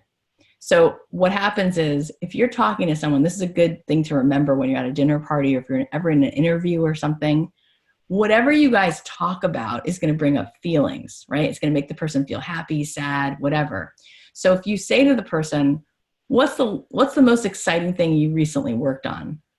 They're going to get excited. They get to retell it, right? So that's a big question. I wouldn't necessarily ask that in an email, but that's the kind of thing you want to start thinking, like you get to pull the strings of what emotions get attached to this conversation. And people really want to feel seen and people like to talk about things that they like, right? Like I notice in our Don't Keep Your Day, I've done it sometimes in our group, but in our Don't Keep Your Day Job Facebook group, we have like 11,000 people. And every once in a while, I'll be like, tell me in a GIF how you felt this morning. And people love answering that, right? It's a fun question to answer. It's easy to answer. Or I could give you other examples, but for this, something that's always easy is like, what's your jam right now? Like, I'm just curious, like what record do you love? People love to answer that because they get to talk about this band. They get to feel cool, like, Velvet Underground, like it makes them feel so cool, right? Like to talk about a band that they like, and it's an easy response. Another easy to ask question, which I think would be really cool for you guys to hear the answer to, is what song do you feel like you're trying to replace mostly right now? I think that's a good question because there's usually a song that comes up a lot and I mentioned it before, but we get asked for songs like Portugal the Man all the time, so it might be interesting to know that, or it might be interesting to hear, how else can you ask this person how to serve them basically? Like how else can you figure out? That's why I really like the question that Summer asked, because, asking them more specific questions about how you can solve their problems in specific ways, right? That's why I love that question that Michael said, like, knowing their process, but it's a big question. So they might be like, I don't even know how to answer that. Like, what's my process? Like, how do I clear it? How do I find? But if you can be super, super specific, think about a question that warrants like a 3-word answer. It just gets you into the volley back and forth. You can even ask a question like, if it's a TV, are you guys even in season right now? Are you still looking for music? Are you waiting till the fall? They might be like, check back in the fall. Boom, you're back in the conversation. If you're writing to somebody at an ad agency, you could even ask a question that you know the answer to, just to get them to respond. But it might be the kind of question that you want the answer to, but it's easy to respond to, like, I'm an indie artist who writes one-stop music. Should I even bother pitching to you, or do you not ever need that kind of music? That actually might get them to be like, no, we do need that music, right? Now you're back in the conversation. Now they're actually fighting for you, because it's an easy question to answer. But essentially, Angela, this is a great email, but there's no call to action. So it's just like a lovely email. And I get a lot of emails that are not this sweet, but I get emails where people are just sending me their music all the time. And I never listen to that, because I don't have time to just do everybody favors, right? But if somebody asks me a specific question, I respond. Sometimes people have followed me and they'll say, by the way, who was your favorite guest on your show? And I'm like, oh, I really liked this episode. Or sometimes my listeners, we get like thousands of emails a week from my listeners. And I have an assistant who reads them, but I also get CC'd. So I read these. And once in a while I'll respond, because somebody will ask a specific question like, I'm struggling with imposter syndrome. Have you ever done an episode on that? I'm like, yeah, we actually did. Here's a link to it. It's easy for me to respond. You could even ask that question. Like, I'm an indie artist and I'm wanting to, help work for you because I admire you so much. Is there an indie artist that you love who you think I should check out their career? Is there somebody who you've licensed a lot, who you think is inspiring musically, who I should listen to? Is there certain things that would make me stand out? Like, is it much better for me to have music that's all one stop, or do you not whatever is an easy to answer question? Give them an easy to answer question, because your goal is not to try to get everything done in the first email. If you go into the first email with, I want you to listen to my song and I want you to place it, you're going to lose. But it's kind of like the guy on the first date who's like, he's trying to get in your pants like way too fast. It's not going to work out. But if you're in it for the relationship, and we can like figure out a way to just get that volley back and forth, like, don't worry, it's going to come. Save it. There'll be time. Because what we wind up doing is it costs us the whole relationship, because we forgot about the relationship and we went right to the sale. And sales and marketing are different, right? Sales, this is a sales job. You're making a sales pitch. You want them to give you money for your song. But really good salespeople know how to do marketing, and marketing is value. And marketing is showing up, and marketing is telling stories, and marketing is creating relationships. And when we create trust with people, and we create connection with people, and we create value for other people, we then don't have to work on a sale. You don't have to try to sell, because you're Angela and he knows you, and he's Josh and you guys have talked a few times, and he now goes, hey, do you have this? And you go, yeah, I do. And you're done. So try not to make the sale in the first email.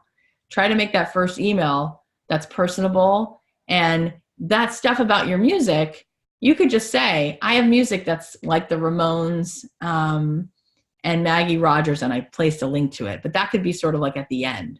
But if the heart of the email is like, when I'm not watching Daniel Tiger episodes with our two little girls, I write music, and I love what you're doing. And I love the last song, that you guys chose, or I love all this indie music that you make so beautiful. And I had one question for you, and it's this.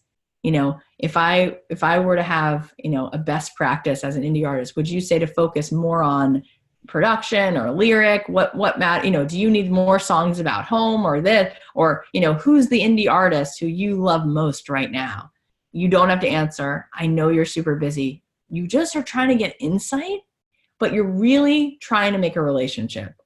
And maybe there's another specific question, like, you could ask something so simple. Are you already done with Dr. Pepper, or are you still in post on that? Because I love that brand and I've got stuff, and I just was curious. No, we're done. Oh, he wrote back. That's cool. Now you can write something else, right? So just try to get the dynamic, try to get a dialogue going, and worry about the sale later. But what most people do, how many of you, if you're being totally honest, have spent the majority of your emails trying to sell the song? Raise your hand. Great. So there you go. That's the issue. Because all these people, you're going to come, those of you who were at the last event or you come to the next event, one of the reasons I love these events is because I love for you guys to meet these people, to hear from them directly, because they're really nice and they're not slick and weird and affected. They're nice. And I also like that as a perk, you get to be like, oh, Cathy actually knows all these people, right? Like it's one thing for me to tell you I know them, but then you see me talking to them on stage and you see like the depth of their relationship and how fun it is and how cute it is. And you're like, oh, they're really actually connected. That's cool. But the reason I want you to see that is because it is all about relationship building. So at the end of the day, they're going to tell you, you need to send it through disco and blah, blah, blah, blah, blah, blah, blah, and all that stuff. And they're probably not going to read any of it unless you somehow connect to them as a human being and make a relationship and start the process of a question and answer that gets you actually into a dialogue, right? So that's where you can ask something fun that they might like answering, or that's where you can ask them something, you know, I'm just curious. I've watched your career. It's so cool that you're a producer now at McCann. What was your first music supervisor job? Like, where did you begin? How long did it take you to get there? You can ask them anything. What's your favorite project you've worked on? I just think this is you can ask them anything, right? To make that relationship. And then you start making a relationship with that person and it grows and grows and grows. You could even ask them something like, I used to have a million different questions for people. You know, how do you balance, like, I just got married. How do you balance like having a relationship? Like, do you have any clues for me? You know, you can ask them anything, but probably better to ask them something specific at first, but eventually you can start you can deepen the conversation. Because now that I know them for a long time, I don't ask these like, I sometimes ask bigger questions. So we can have like a bigger conversation and it's fun. It's really, really fun, but it's all relationship building. Sales is about people. Sales is about relationships, and the money comes and the sales come organically out of that. So, so think about that. Thank you, Cathy. That was really great tips. Yes. I think that's the one thing that I need to work on. So I will definitely add a call to action. Yeah, because you guys have great music, right? So you just need the right relationships. I want to tell you guys a few things because I have a few things written down and I don't want to forget.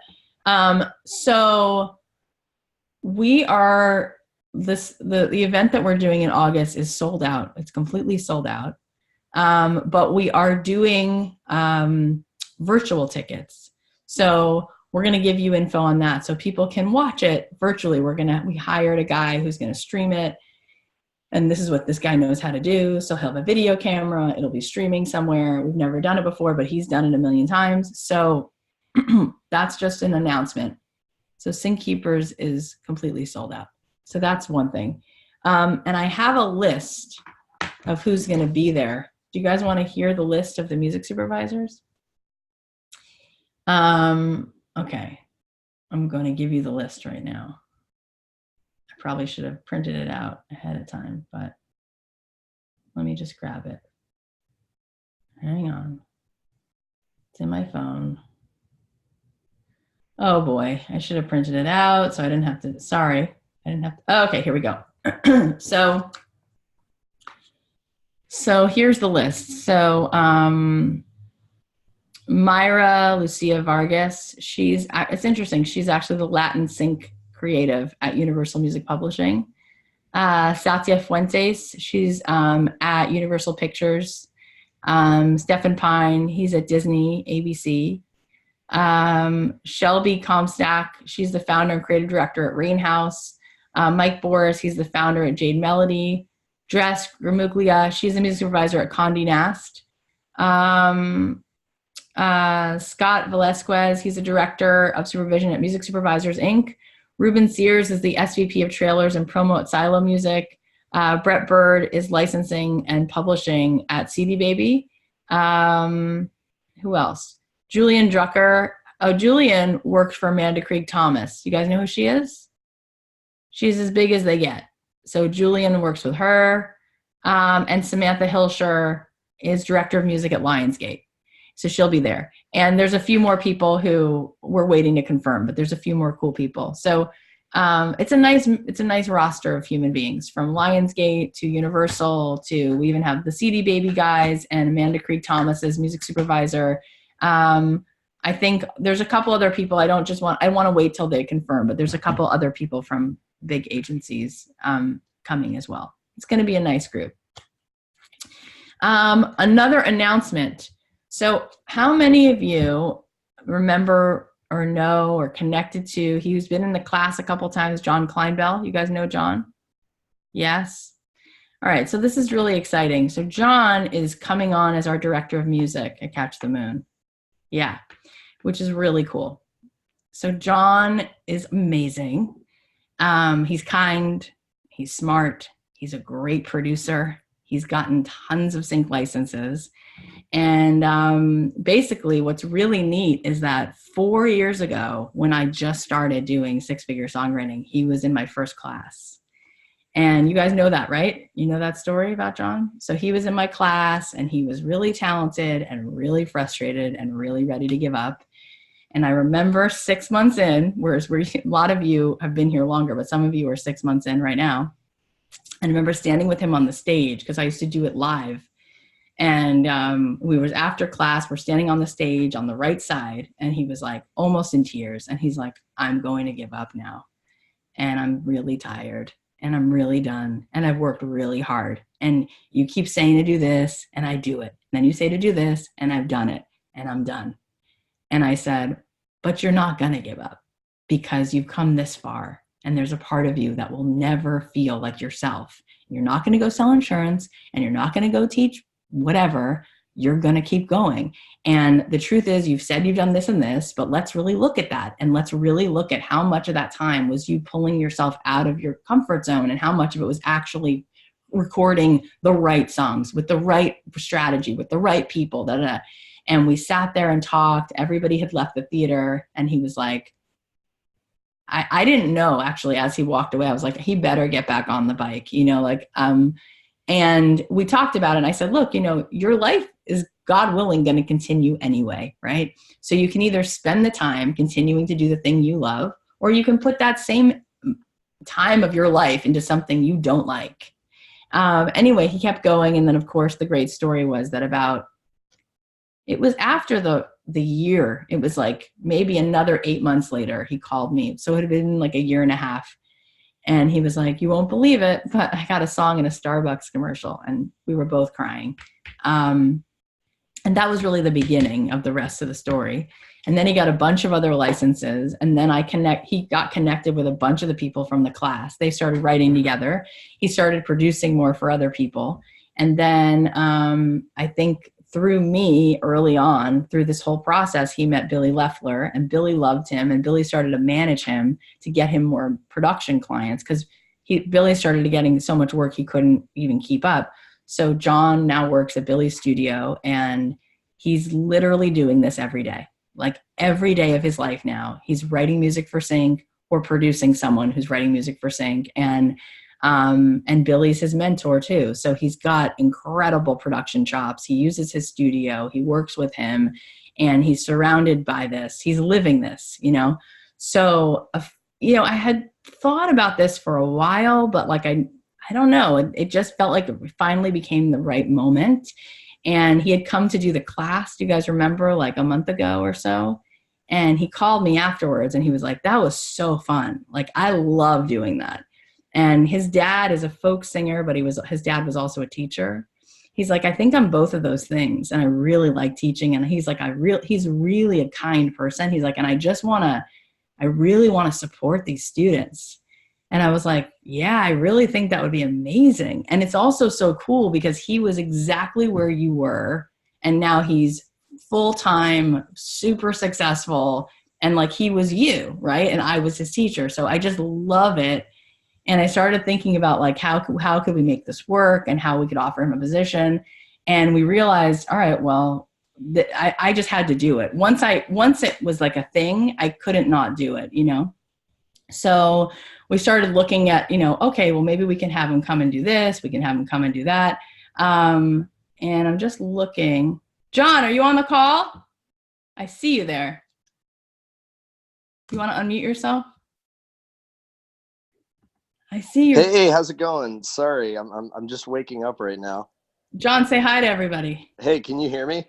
I can hear you. Oh, sweet. Hey, everybody. So did you hear me tell the whole story? I did. Yeah, I'm sorry. I'm still like halfway in Tired. a fog here. So anyway, he's here. We love him. So we're really excited because John is going to be director of music at Catch the Moon. And he's amazing. He's so generous with his time, his energy. He loves this. And so he's going to be coming in, like, helping you guys. He's not going to be in the shadows, like pitching music and not seeing you. He's really going to be here with you. So he will be showing up once a week, doing office hours with you guys. He will be giving you feedback on your songs, doing listening sessions. Yeah. Who's excited about this? Raise your hand if you're excited. Yeah, I'm excited too. And I knew that he would be. And I knew that you guys would be. John, do you want to say anything to everybody? Yeah, I'm just really excited for everybody who's with us, and I'm very excited to help support everybody. And just, yeah, looking forward to just jumping in. We're going to be doing some stuff this coming week with the calls, the office hours, as well as with just the feedback. Keep submitting stuff. We're going to be starting to do, Cathy and I talked a lot about just being more, even giving more opportunities for you to submit stuff moving forward. So that's also really exciting. And I'm looking forward to hearing all the awesome music that everybody's creating, like on a daily basis now. It's exciting, like going in and listening to some of the stuff I've been listening to this week. It's been really, there's just some really cool stuff that's coming in. And yeah, I can't wait to just continue to learn the ropes of what this new position is, and just help support everybody as much as I can. So just let me know how I can help you guys out too. Yay, that's awesome. Well, John, I don't know if you can read the chat, but I see you're in there. So yeah, everyone's super excited. Glad to hear it. So Katie's like, so what's happening with Zion? So I've literally it's so bittersweet because we wanted Zion to stick around. Like we wanted them both to stick around. But everybody has different ideas of what they want to do and how they want to do it. And so, oh man, we were hoping that everybody would kind of stay together as a family. But when you sort of reorganize things, not everybody likes that. But we love Zion so much, and I wish that Zion would be part of all of these things that's going on. But he wants to, I get it. As long as John's going to be around, and we're sort of reorganizing things, he wants to create something new for himself. So let's give him a lot of love and blessing. He's been nothing but supportive and helpful and awesome. And yeah, we definitely did not fire him. He was not fired, but I understand that sometimes in organizations, when you restructure things, not everybody has exactly the same visions of things, and so it would have been like too good to be true, right? If everybody was like on board with the same thing. But every time, yeah, Zion is amazing. But every time you are looking for, how to grow and how to make things better and how to just keep improving things. It's not always perfect for every person. Not everybody feels exactly the same way about everything. So I hope that you guys will feel, super supported and super excited by the feedback that you're going to be getting and by the directorship that you're going to be getting. But we're not going anywhere. I'm not changing. Zion is awesome. It's a super hard transition. I was losing sleep over it. Even just thinking about adding John to the equation, I was worried about it. But I think that you guys are going to be, in great hands. And that's really what I care about. I want you guys to continue to soar and to learn and to grow. And at the end of the day, this process is really about you guys showing up and doing the work and getting stuff done. And everything that we're doing, we're just here to keep you accountable, give you feedback, right? It's all it's all icing on the cake, and you need people who can continue to support you, and you're going to continue to have that. And somebody just said, who's primarily responsible for responding to briefs and licensing now? So it's all really the same. And I'm going to tell you, I'll just reiterate to you what we're doing over here. But basically, we have 4 pipelines for you guys to license music. So how it works is you can license music because Catch the Moon gets briefs, and we post some of those opportunities in the class, right? That's one thing, the briefs that come directly to us, like this Rooms to Go placement we did last week. It was a supervisor that I've been working with for years directly, right? So some of that's going to happen. Then there's 3 other pipelines, because we have 3 other licensing agents who we have relationships with, who you guys have met. And not all, actually you haven't met the last one, but those of you who were at the event, how many of you remember, if you were at the event, remember meeting Dan Koplowitz? He was on the stage with us at Sing Keepers. He's awesome. Last year in the books, like already checks cleared, we did over $200,000 of licenses with him. He's awesome. He has a licensing agency called Friendly Fire. Yes, we got the Rooms to Go license. Everybody, I didn't get it personally, but one of our artists got it. And yeah, it was through a relationship I have with the supervisor, with Dondi personally. But anyway, so Dan Koplowitz, he has an agency called Friendly Fire Licensing, and he's been sending us briefs, right? So he sends us briefs, and he's actually going to come into the class and talk to you guys again. But he was so impressed at the last event. He loved, I remember he was like, God, Lauren Light, her song Run, he loved it. There was a bunch of music we played that he loved. Nancy's song Rise Up, he loved it. So that's another opportunity, is like all the searches that he sends in. And then Wendy Griffiths, you guys heard from her last week, right? So Wendy was head of music at Warner Brothers, then she was head of music at BMG, then Position Music, then she started her own company called Truly Music over the last like 10 months. And so she and I partnered together. So literally every single day she's asking us for music and she's pitching it, right? So that's another person. And then the last one, we're going to bring her people in to talk to you. But I mentioned her before, Carrie Kimmel. How many of you guys know who Carrie Kimmel is? So Carrie is amazing. Do you guys know the show The Fosters?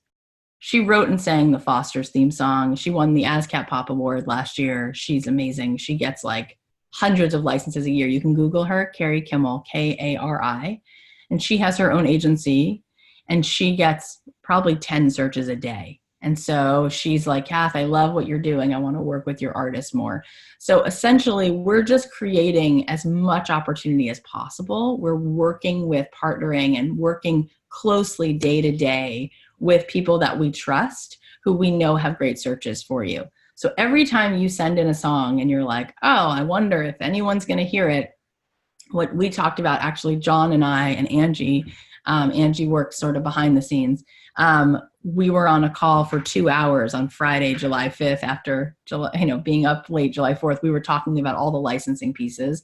And I was explaining to John how I want him to really connect with all these people that I have relationships with that I was just mentioning. And we're continuing to create the pipeline to be sending those people your songs. And so whenever we get like a good batch of that stuff, we'll be sending it over. I think that what's extra neat about having John here is that, and he's super busy already, but he's a great producer. So I know that naturally what's going to happen, some of you have already worked with him, but probably some of you are going to want to work with him. And that's between you and him. I have nothing to do with that. But, and if he can't work with you because he's busy or he doesn't, whatever the reason is, he's such a great producer and he's working in sync all day, every day. So I feel like just having somebody who has boots on the ground in the studio with those co-writers, with those other producers, it's so helpful. Like his feedback is going to be so up to the minute current, you know what I mean? And then there's going to be times where you might need to like hear, like who does he think are like cool indie artists for you to check out? Or does he have any ideas of people to produce if he can't, or are there any tricks of the trade? But he's been there and done it, and he's continuing to do it. So Wendy is still with us every single day. She's sending us briefs. And she was just here, and she wants to come back actually to talk to you again. She loved talking to you. So she's like, can I come back once a month? I'm like, yeah, absolutely. Like, feel free. What I'm trying to actually do is set it up so that all of these licensing agents that we're working with in partnership, I'm hoping that they're going to come talk to you and like let you know what they need, what's working, what's not working much more often, so that you're hearing from them. Because that's why, I mean, there's 4 pipelines, right? At this moment, there's Catch the Moon and the license searches that we get in that we respond to. And what John's going to be doing more and more is like asking you, you know, does anyone have a song for this kind of a thing? And then he'll be going through that just like we always have. And we'll be pitching the ones that we think are good. But there's 3 other pipelines that we just created. It was so obvious. Like Wendy and I, here she was 6 months ago she was starting her own agency, and she's like, I need music, right? I need a pipeline of music. So she's like, can I partner with you? And so we made an agreement. We sat down and made an agreement because she needed artists. She had relationships, right? It just made sense. And she trusted that I was, and actually it was at the event in March where it all came together. We were sitting in the green room and she's like, I can see what you're building. I can see that these students know how to create great music. They know how to be professional, about how to license it and make sure that everything's kosher. I want to work with you guys. And so we created that. And we started sending her stuff and she's like, this is great. This is great. And started tagging it and working on it. And so her team and her included, like, they're very well up to date on all the great music from Catch the Moon. And this is what we do every single day. She's like, do you have anything on this? Do you have anything on this? And now we've sent her so much music that we have that she can just be pitching it, right? And then with Dan, that's already been going on. I've been doing Dan and I have been licensing music together already for the last year, and we've already done 4 big ads. In fact, the Kotex spot that I told you that the Highfields got, Dan had the relationship with Kotex and we had the artist. And so we did it together. And by the way, how that affects you is it just gives you more opportunities because we don't add any commission. So let's say the commission that Catch the Moon takes is 30%. So Dan's agency and our agency would just split it. And that's the deal that we have as these 2 partners. So it doesn't affect you. It basically just means that you get more opportunities. And you don't have to sign with Catch the Moon. It's not an obligatory experience. You can do whatever you want, but it's just there as an additional resource. So does anyone have any other questions?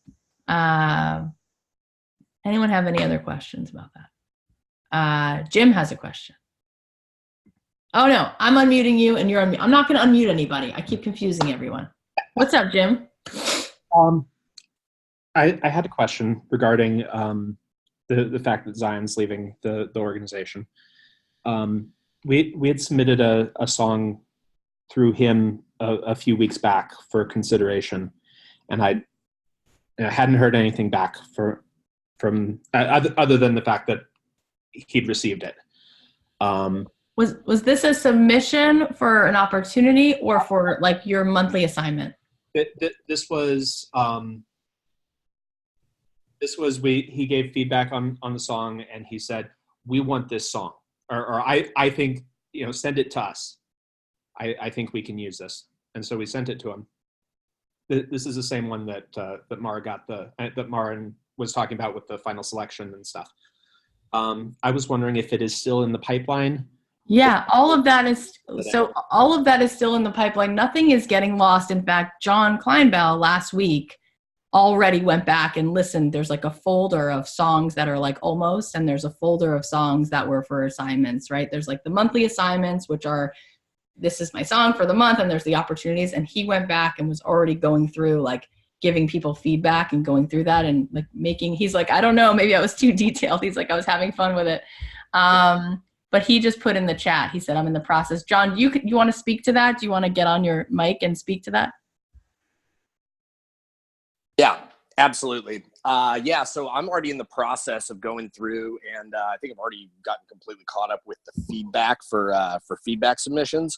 Also in the process with all the stuff that's kind of pending in terms of what Catch the Moon is considering for addition to the catalog.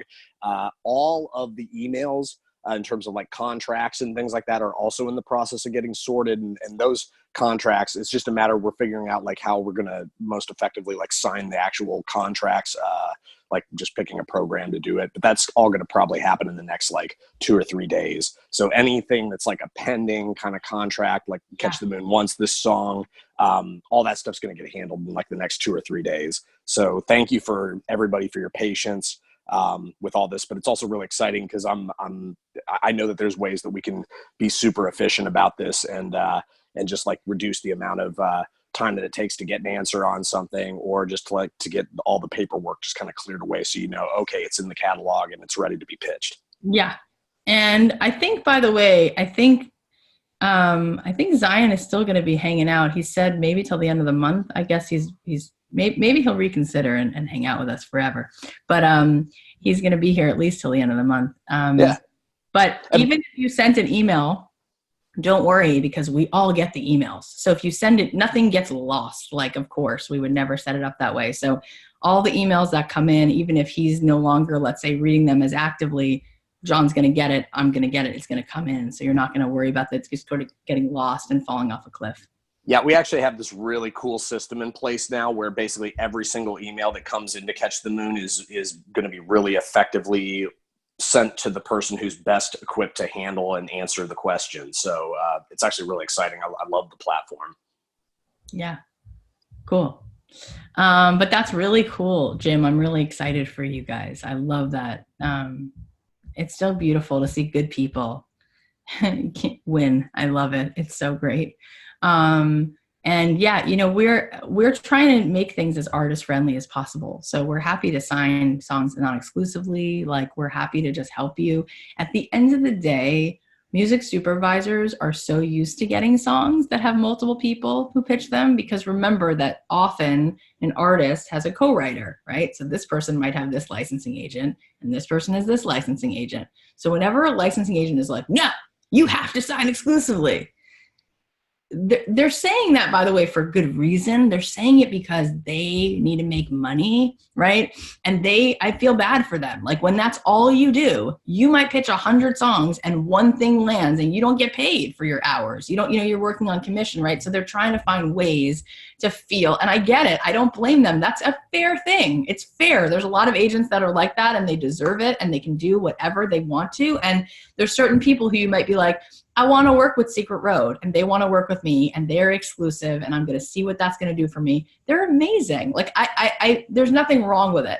And at the end of the day, is it the reason you won't get the job? No, you will get if a music supervisor likes the song and 2 people sent it, it's okay. They're used to getting it from a couple people anyway, because usually more than one writer is on a song, and it happens, right? It happens all the time. In fact, Kyler and I, John, you were signed to Scott Cresto. Kyler was signed to Scott Cresto for a while. And so I would pitch music for us for McDonald's, and it doesn't matter. And here's the other thing.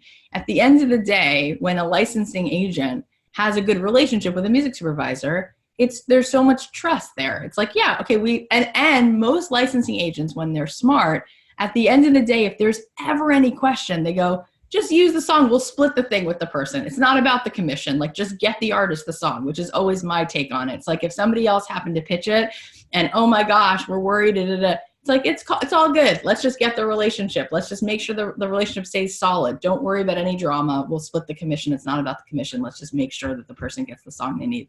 And that's how most people will roll. And if you don't stay in the industry very long. Like, eventually it catches up with you. So we are here to just help you guys.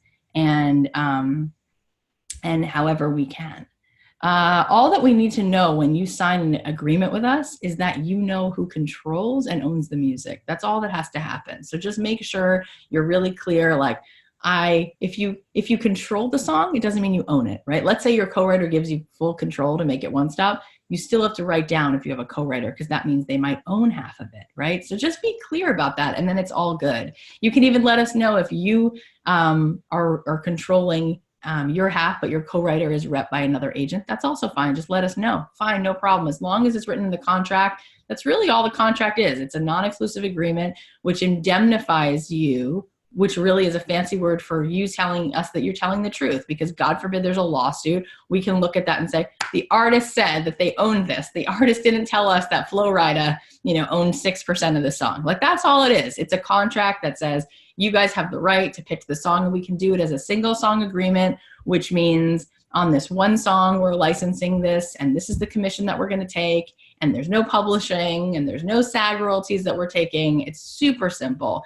But what I want you to know is that when you sign a contract with us, you get the benefit now of working with all the people that we're working with. Why not? You know what I mean? Like, these licensing agents see what we're doing when they come to these events, and they're like, we want to work with you. Like, most licensing agents don't have a pipeline of artists like we have in this class that are sitting there working hard, hungry, talented, working together, collaborating, and writing music for licensing purposes. They don't have that pipeline. So when they come to these events and they see the heart and the soul and the connection and the work ethic, they're like, we'd like to be a part of it. And there's a few people who I've decided to sort of let be a part of that. And all it means is that they're going to pitch your stuff if you want them to, right? That's it. All right. So much good stuff today. I love doing these coaching sessions with you. Like I said, I thought to myself, you need more of these deep coaching sessions. And so how many of you remember Josh Sanderson, who was at our last event? Yeah. So that's another piece of the reorganization, is like, I wanted to bring on, just, you're always looking like the iPhone, right? How can we make it better? How can we do it better? That's the question, right? So when John was so excited the last time he was on the call and we talked, I was like, want to make it even better, right? Like, having him would be awesome. It'd be so cool. So it's like, I wanted to add that to the mix. And then when Josh was at the last event, I just love him. Like, I think, how many of you like his energy? How many of you talk to him? He's such a great guy, and he's been in the music industry for so long. And then I feel very much like he's a kindred spirit to me, because he's realized that people need business coaching, like, deep. And so it costs me money, right, to add that to, you didn't expect that, right? You didn't expect me to add another coach. So he has a retainer fee, but I thought it was worth it. How many of you think that's a good investment on my part to pay him to do that? Cool. So he's coming in to coach you guys. So I don't know where that's going to grow, but I'd love to see it grow. So I think it's already on the calendar in like 2 weeks. But I think you could use it. And it definitely was an extra thing. I definitely didn't promise that when we started, but I think what I've realized is you guys need a business coach to help you stay on track. And to help you. What did he talk about the live event? Okay, he did a keynote speech on the second day about goal setting. You guys remember him? Those of you who will be at Sync Keepers, he's flying in again to do it. But he talks about how to really make sure you follow through on your goals. Anyway, so he's going to be coming in soon. John is here. Zion is an amazing human being, kind, generous, smart, and everybody loves him, and they love him for good reason. Maybe we can convince him to stick around. In any case, I love you guys. This is always fun. I look at the time and I'm like, I don't understand. Like, do you see me feeling tired? I could literally talk to you for 8 hours, but I think that what we talked about today is super important, right? I want to see you scheduling things. I want to see you taking a look at what's going on and why you're not actually showing up. Remember that it's really about who you become.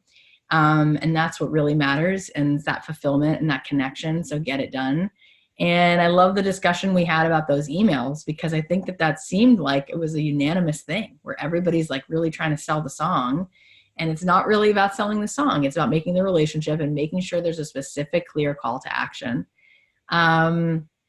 So yeah, I feel like there's 2 hands up. I'm just going to take them before we go. Lori, unmute yourself, because I don't want to unmute you and then you can't hear. Oh, wait, I can't hear you. Hang on, I'm going to unmute you. Go ahead. Okay. I had my hand raised from something a long time ago, but I worked with John and he's great. So congratulations. That is so great. I'm so excited. Thank you so much for that. Yeah, no, it's awesome. I'm excited that he's here. Michelle Schaefer, your hand is also up. Oh, hold on. Sorry. You didn't mean to have your Oh, hand. no, I was just raising my hand when you asked a question. I didn't realize. All right, fine. But I'm just like, yeah, thank you, Cathy.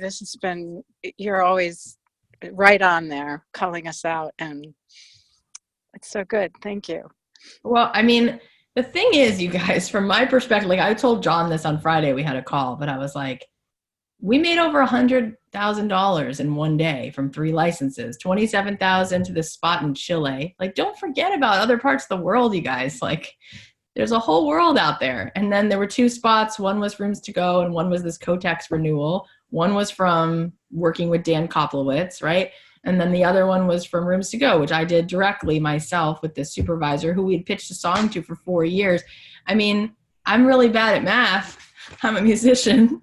I know, but they say musicians are good at math because of like the intervals. I don't know. But what's 36 plus 35 plus 27? 13. 7. Wow. So that's at $99,000. Is that right? So that's what we made in one day. So we're from 98,000. Good. I'm really good at math. It's awesome. 13, 14. You're right. It's 98,000. So can you imagine if I had to be good at math to be successful? It would not have. I'd be living under the freeway. So in any case, it's exciting. And from where I'm sitting, it's like, I wish you could just see, remember what I said about like, it's those little steps and you just keep plugging away. And remember, I also like what we talked about early on in this call. You don't need 50 people who are your buyers. You need like 6 buyers. That's it. So you need to really know who they are and know how to show up for them and get that momentum going, because you can come up with a million excuses like, I don't have enough good music. I bet you each have at least 2 songs that you think are awesome at this point, if not 7, right?